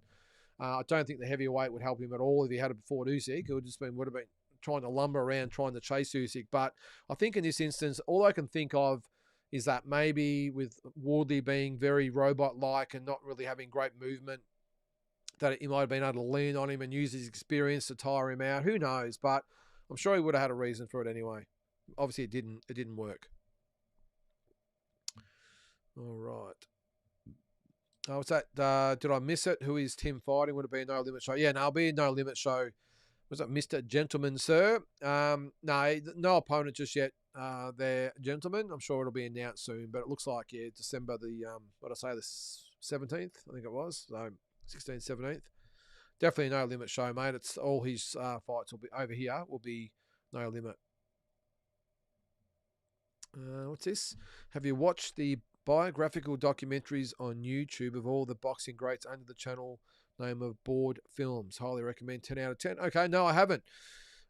What's it called? Board Films. Okay, I will check it out there, Drew. I haven't seen it. Biographical documentaries. Okay. You know, it's funny. I was only, to change the subject, I was only thinking about today. Strange enough, I was in the shower. And normally when I'm in the shower after the walk, I'll put the episode on to hear it, so in case I've made any stupid mistakes or whatever. So I'll have it on when I'm in the shower. And I was just thinking today, I think I've mentioned on here before, I used to have, when I was a kid, I taped everything off the TV. This is in the days where there was obviously no internet and all that sort of stuff. You had to put the VHS tape in, and I would have one in there at all times. So when the news was on, I was at the ready. On the Sunday morning sports shows, I was at the ready. Always, I taped everything off the news, you name it. I had probably about 150 3-hour tapes full of stuff. A lot of them were actual fights, but a lot of them were just things off the news, off Wide World of Sports, whatever. And when we moved house about 20 years ago, I had the boxes of them, big boxes, probably about 4 boxes or 3 boxes full of these VHS tapes, 3 and 4 hour tapes. And I was like, you know what, I can't be bothered carting these around. I don't really watch them anymore. I'm just going to get rid of them. And I actually turfed a whole lot of them. And the amount of YouTube gold that would be in this day and age, I'm talking things like just might have been Lester Ellis against Barry Michael on the 7 News, like a news story about it, about Lester training. And I've looked at YouTube so many times and tried to type things up. I've never seen anything like the stuff that I used to get. And it would have been an unbelievable channel, Drew. And I was in the shower today, I'm thinking, geez, you idiot. Things are always better in hindsight, but in this day and age with YouTube, absolute YouTube gold it would have been. So anyway, that was my little brush with YouTube, just on that there, mate. But I will check out Board Films. So anyone out there, make a note of that and have a look. What's that? Joe Ireland still loves Joe Parker, and I lost 300 on him. Another ref and head. And was another ref and ahead of had a point to win. Yeah, and thanks for watching, Joe. Thanks for tuning in from Ireland. Much appreciated, mate. All right, Boxing Whiz. I'm going to need Dana White to stay in UFC. Don't bring those problems to boxing. Well said, Boxing Whiz. I'm with you there, mate. Glenn, I think the key to beating a lot of these current big heavyweights is with quick, effective feet. Yep, Usyk does it, obviously, and Hoodie showed that against Fabio until he was caught. Joel will be fine. Thank you, Glenn. That's exactly what I was trying to say earlier. The Fight Historian is a great boxing YouTube channel. Just better write all these down. I'll go back and watch. So we had Board. What was that other one? Board Stories, was it? Where was it? Did I lose it there? Board Films. Sorry, hang on. I'll write that one down. Board Films. Yep. And what's this one called? The Fight Historian. Okay. The Fight Historian. Done. I'll look them up. Anyone else, guys? Put it in the chat. All right, where are we? All right, Richard. The UFC heavyweight title fight ended in a bad eye poke. Been ages since Aspinall fought as well. I agree with the bloke earlier. Dana in boxing is just bizarre as he was against it years ago. Yeah, well, he's had a bit of a crack before, hasn't he, Dana? I didn't see any of the UFC, Richard. I think wasn't on like at 5 o'clock in the morning or something. I did see something about a poke in the eye or something like that, which is a bit unfortunate. So, I can't comment on that, mate, because I know nothing about UFC. Yeah, Joe, it's not a bad point. Wardley has way more skill than Wilder. Yeah, he does. Just call it a gut feel, mate. I don't know. I'm basing it on nothing, really, to be honest. You're right. He probably has way more skill, but Wilder has more power, more height, reach. I don't know. Just call it a gut feel. Ryan, when was Alex Winwood back? He's back very soon, Ryan. I think it was next month or the end of this month. No, it must be November, I think. What's his name? Alex Winwood. Yeah, I think he's fighting a Thai or a Filipino, I think. Not sure it's on BoxRec. I'll have a quick look. Yeah, it is. He's fighting a guy named... it's on November 29th, by the way. He's fighting a guy named... hang on. Let me say this. Where is he? Patapi Campton is his name. 3-3. So you'd think Alex will get the win in that one. But he is where is it? Oh, it's a Jamie Meyer fight night. Okay, on the surface. Sorry, on the Gold Coast in Surfers Paradise. So yeah, there he's back. Good to see him back. Ado, how are you, Ado? Wardley's chin is made of titanium. Just can't see anyone flooring him. Yeah, he got hit with some big shots, Ado, and didn't budge him at all. Joe, so was Joe Joyce's chin. Didn't last though. Yeah, exactly. And your chins can go missing when you need them sometimes. This is a good question. Chandler Binge. How are you, Chandler? How do you see Terramona doing in the heavyweight landscape? Very, very good question. I have no idea, Chandler. And the reason why is because he hasn't fought anyone even remotely resembling a fighter with a pulse. So what's he, 8-0, I think he is. I want to see him in a good fight. I understand they're just biding the time with him and bring him along slow. I don't think he needs to be brought along slow. And I understand they're just trying to get the fights into him at this stage, but 8 fights, all those amateur fights as well. And the guy's fighting, I think he's 6-3, I think. So it should be another easy knockout for him. Like my gut feel, Chandler, from what I've seen, regardless of all the, as Big Jade say, the tomato cans that he's fought, I see him doing some really good things. I think he'll be a top 10 contender without a doubt, Terramona Jr. I think he's obviously got the height and reach, but he can punch, got good skills, looks pretty agile for a big man, and I think he'll do quite well. But again, like them all, let's see what it's like when he gets in there with someone that can actually fight back and someone that lands a punch on him and see how well he goes. But I can see him definitely getting in the top 10 of a couple of those sanctioning bodies, Chandler. I think he's got everything that it takes to make it at that level. Yeah, Glenn agrees. He'll go great. He's made for the pros. What's that, Boxing Whiz? I hate that we can't bet on Tank versus Jake. Yeah, well, just as well Boxing Whiz, because I'll probably look at the odds and then manipulate the result so they clean up, I would think. just a stupid fight. Why would Jake Paul want to fight Tank Davis? I understand why Tank Davis would want to fight Jake Paul. It's just about the money. It's all it is for him at this stage of his career. He just wants a big money, fight. We'll call it a fight. But what does Jake Paul have to get out of this? I mean, Tank Davis is not a household name to non-boxing fans. It's not a big name even in boxing, really. Hardcore fight fans obviously know him and everything else, but the casuals are, that Tank Davis, not a big name. So I don't know what Jake Paul's got to gain out of the fight. He's got a guy he's going to get no respect for if he beats him. He outweighs him by 70 pounds. Again, not a big name, so I don't get why Jake would want to fight Tank. But I won't be watching that boxing. Is it pay-per-view? I hope it's not. Surely not. Yeah, Richard. Ward is like the T-1000 from Terminator 2. Yeah, it just keeps getting up and keeps going, doesn't he, Richard? Crazy.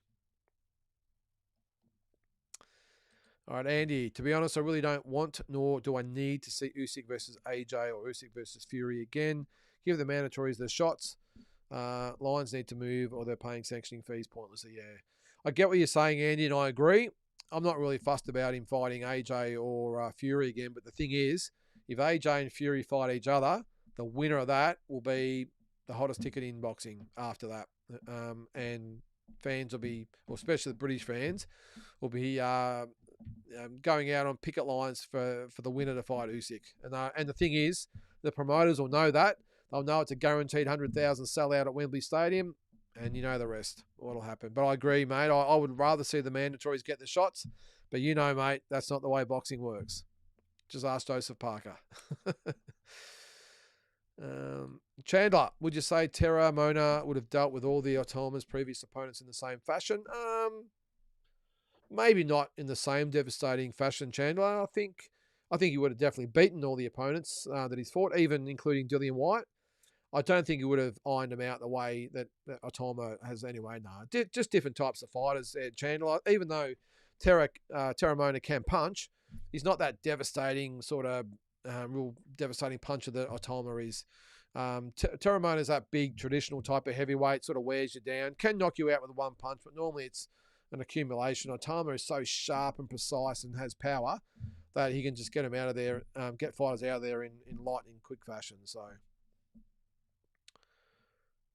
All right, Jay Beebs. Assuming Eubank beats Ben in the rematch, what do you think of Eubank versus Canelo at 68 and Ben versus Boots at 54 as a co-main in London? Yeah, I like Eubank and Canelo, Jay Beebs. I think it's a great fight for both of those guys. I don't think necessarily Canelo is going to want to tangle with Crawford again. I don't think he can win that fight no matter what, which is unbelievable to say considering that before the fight everyone was saying, well, Crawford's crazy for even getting in the ring with Canelo, and now we're all saying Canelo should stay right away from him. And as I say, styles make fights. There's no way Canelo's beating Crawford. Eubank, good fight for him. In England, massive crowd, big payday. I think it's still a massive event over there, and it's a very winnable fight for Canelo as well. And Eubank is the name that he needs. So I think it's great. I couldn't see Conor Benn fighting Boots JBs, but again, both promoted by Eddie Hearn. Eddie's a big rap for both of them, especially his man Boots Ennis. I think he has some pleasant dreams about Boots Ennis at night in bed. I reckon does Eddie Hearn. But Conor Benn, look, if he loses to Eubank again, I think he's going to have to rebuild Jay Beebs. I wouldn't think that they'd rush him into a Boots Ennis fight. I think he'll go back to the circuit, maybe have 2 or 3 fights at a lower level. Then they might look at Boots. But either way, I mean, Boots Ennis would eat him alive, wouldn't he? Really? So. But I don't think they'd throw Ben in with Boots coming off 2 losses to Eubank. Drew, for all the tub thumping about how huge the UFC is, it has plateaued greatly in terms of crossover stars. Not that boxing is too much either right now. I disagree a little bit, Drew. I think boxing's got some unbelievable fights that could be made and are being made. So I think boxing's in a real good spot at the moment. I don't really know enough about the UFC to comment about it. I don't really watch it. I don't really take any interest in it. But I think boxing's in a pretty good spot at the moment. Oh, Andy, thanks. Juggernaut Joe Joyce. Thanks, mate. That's the Triple J. All right, we've got about 15 minutes to go here, guys, so I'll try and get through these questions or comments. Hearn has he has an arrangement with Tasman Fighters, Chandler. So he's with, and remember they had this court case not long ago, by the way, that Terramona tried to leave Tasman to go to Eddie Hearn. But I think it's a good question. Has he got Terramona? I'm assuming that Eddie Hearn has an arrangement with Tasman Fighters where all the Tasman fighters are sort of under the Matchroom umbrella as well. Well, they're sort of co-promoters as such, I think. Don't quote me on it, but I'm pretty sure Terramona, Jai, and Justice, and even Connor Wallace and all those guys at the level are all associated with Eddie Hearn as well. Oh, Dan. All right, back of the line. I wondered what you were talking about there, Dan. All right, who we got there? Tragic Pundi, is it? Hi, everyone. Been a while. I was gutted when I saw the results Sunday morning, but after watching the fight, I felt heaps better. A great fight, and Parker didn't lose stock, in my opinion. Yeah, he'll be back, Tragic. No, make no mistake about that, mate. Richard, UFC has definitely plateaued for the last few years. Too many cards and fighters. Yeah, again, I can't comment because I haven't really watched it. But yes, they get good numbers in that, don't they, Richard? Good crowds and good pay-per-view numbers, I think. Always seems to be. When I have it at the pub, the UFC always has a lot of people there compared to boxing. I think they're a different type of crowd. I think the UFC supporters like to get to a pub and watch it like in a group situation because they're all a bunch of ferals, aren't they? The UFC supporters. Apologies if you are a UFC supporter. I'm just saying they're a different type of breed, the UFC guys. A lot of sleeve tattoos and everything and mullets with the UFC supporters, but we love them. But we seem to get more of those at the pub to watch UFC than boxing. I think the boxing crowd has almost been conditioned to just watch it at home with a few mates, I think. Or in my case, when I wasn't having them on at the pub, I'd just love to sit there by myself and watch the fight card undisturbed. You can have your beers and your conversations and all your mates around the barbecues. No, I just want to sit there and watch the fights undisturbed. Chandler, Parker versus Joshua could happen. Well, it already has happened, obviously, about 7 years ago? Maybe. I think it's such a risky fight for both guys, though, Chandler, at this stage. I doubt it would be straight away. I think Joshua's going to, again, have a couple of those tomato cans to get him started, I reckon. And Parker might do the same. I don't think I could see them fighting at this stage. Really nothing for either one of them to fight. Unless maybe the other thing could be is that if Usyk fights Wardley, maybe Parker and Joshua could fight on the undercard with a winner to fight Usyk. But again, I'm not sure Usyk wants to fight Joshua a third time. I don't know. But I just think that fight's a bit early, Chandler. But you never know.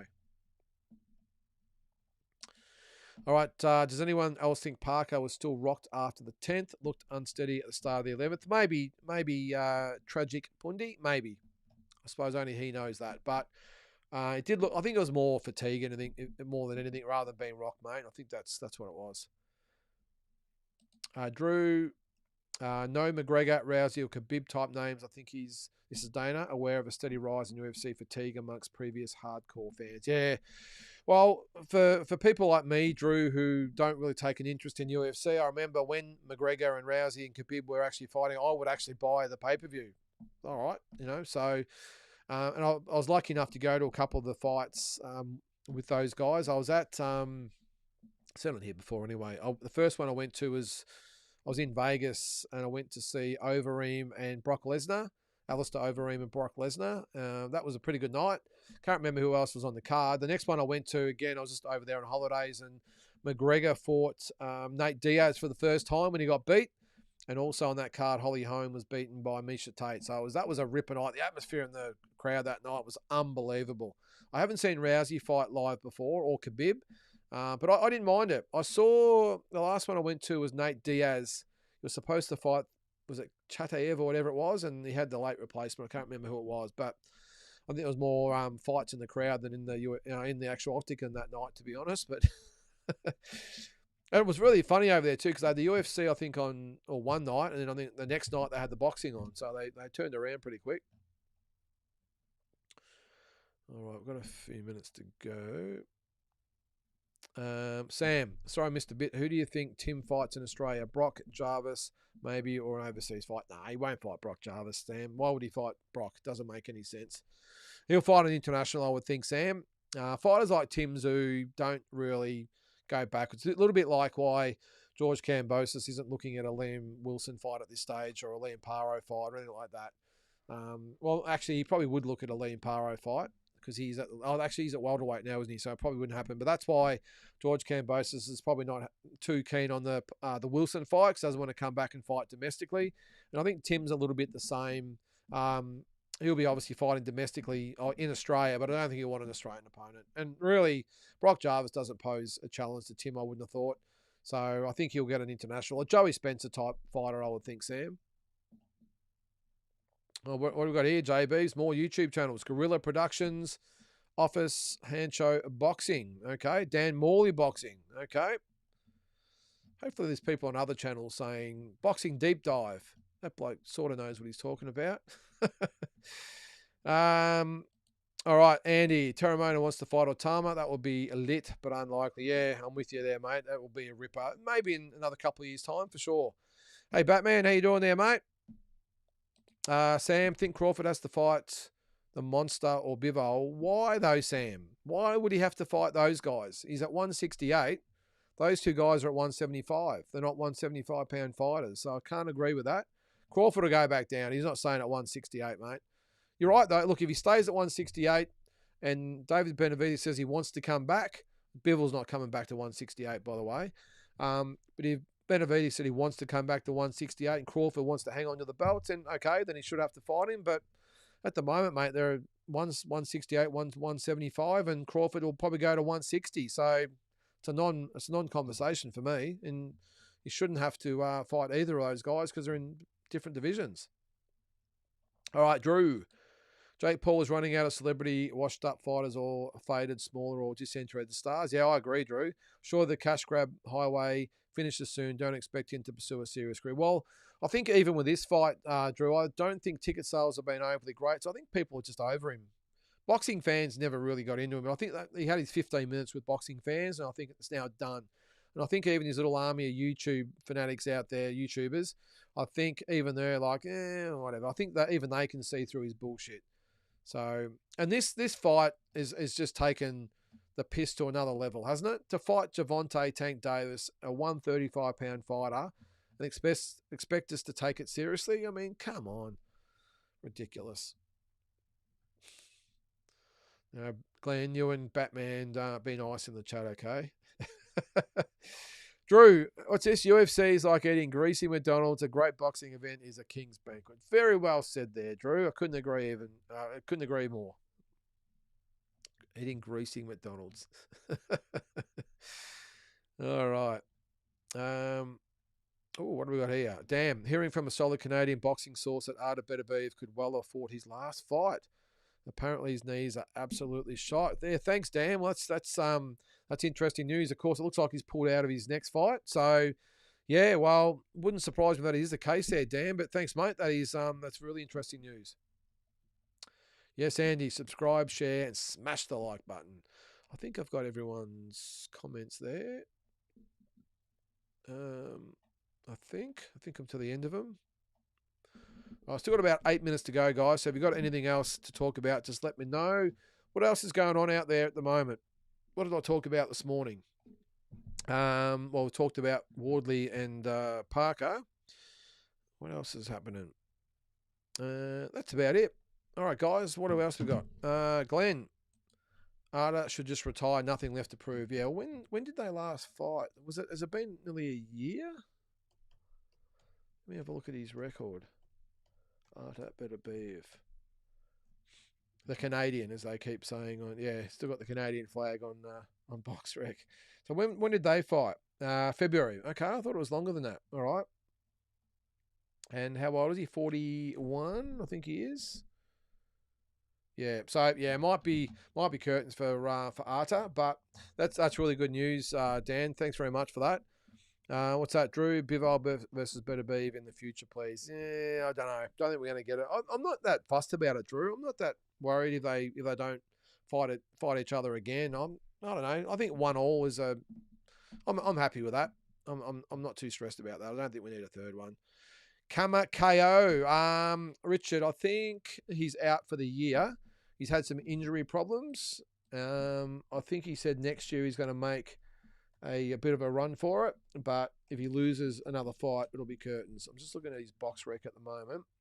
It's just opened in the gym as well. I think Kama KO. Was he 30 wins, 8 losses, and a draw? Hasn't fought since April.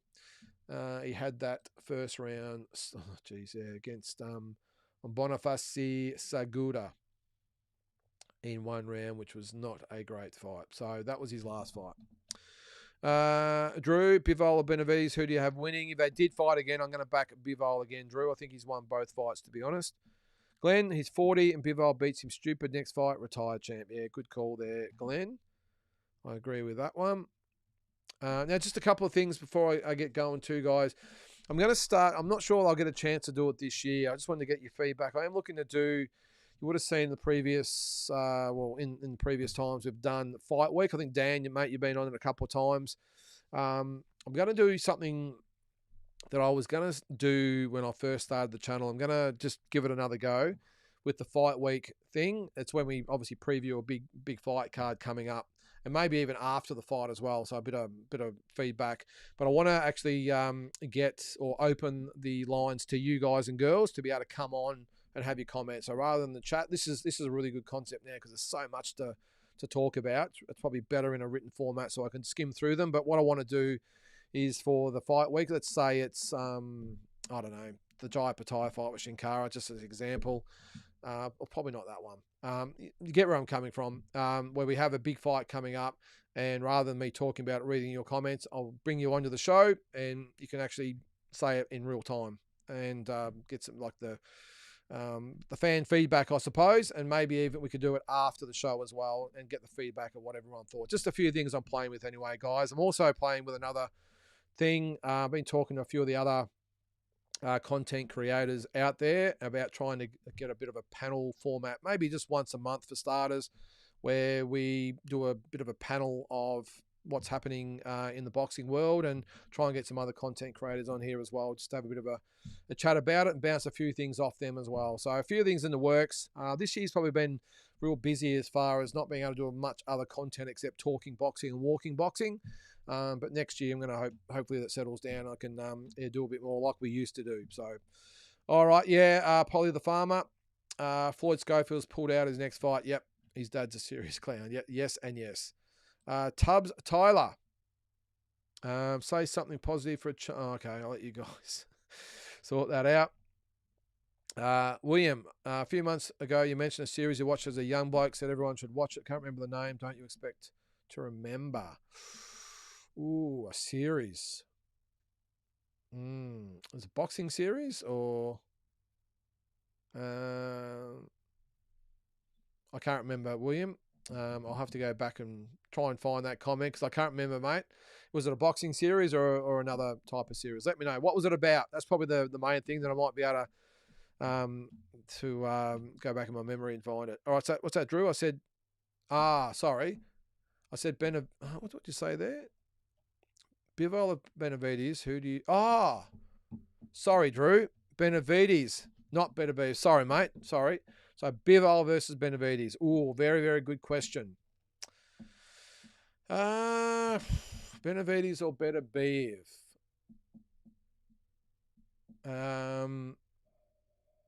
Sorry, Bivol Benavides. Sorry, there's all these B's in there, Drew. I'm going to say Bivol. Bivol for me. I think outboxes Benavides. Too smart, too clever, too nimble, too busy. Yep, Bivol for me, mate. Tough fight, though. Tough fight. Don't think it was boxing related. Okay, do you remember what I said it was about, though, William?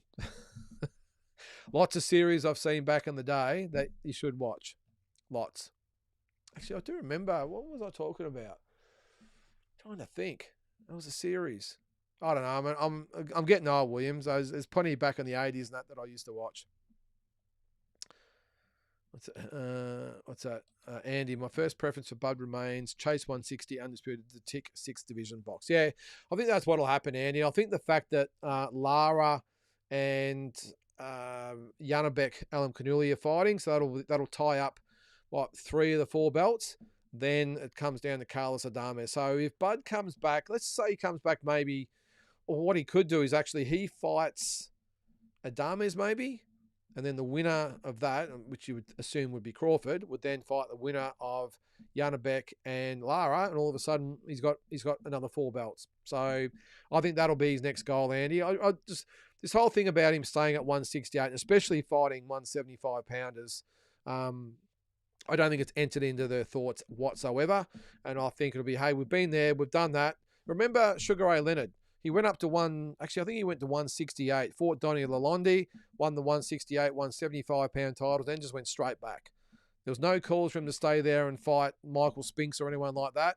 It was, or Evander Holyfield. No, it was Holyfield started at light heavy and then went to cruiserweight, didn't he? But either way, or Michael Mora, any of those types of guys, it was, win the belt and then go back. And I reckon that's what Bud does. I think he'll have a think about it, have a rest.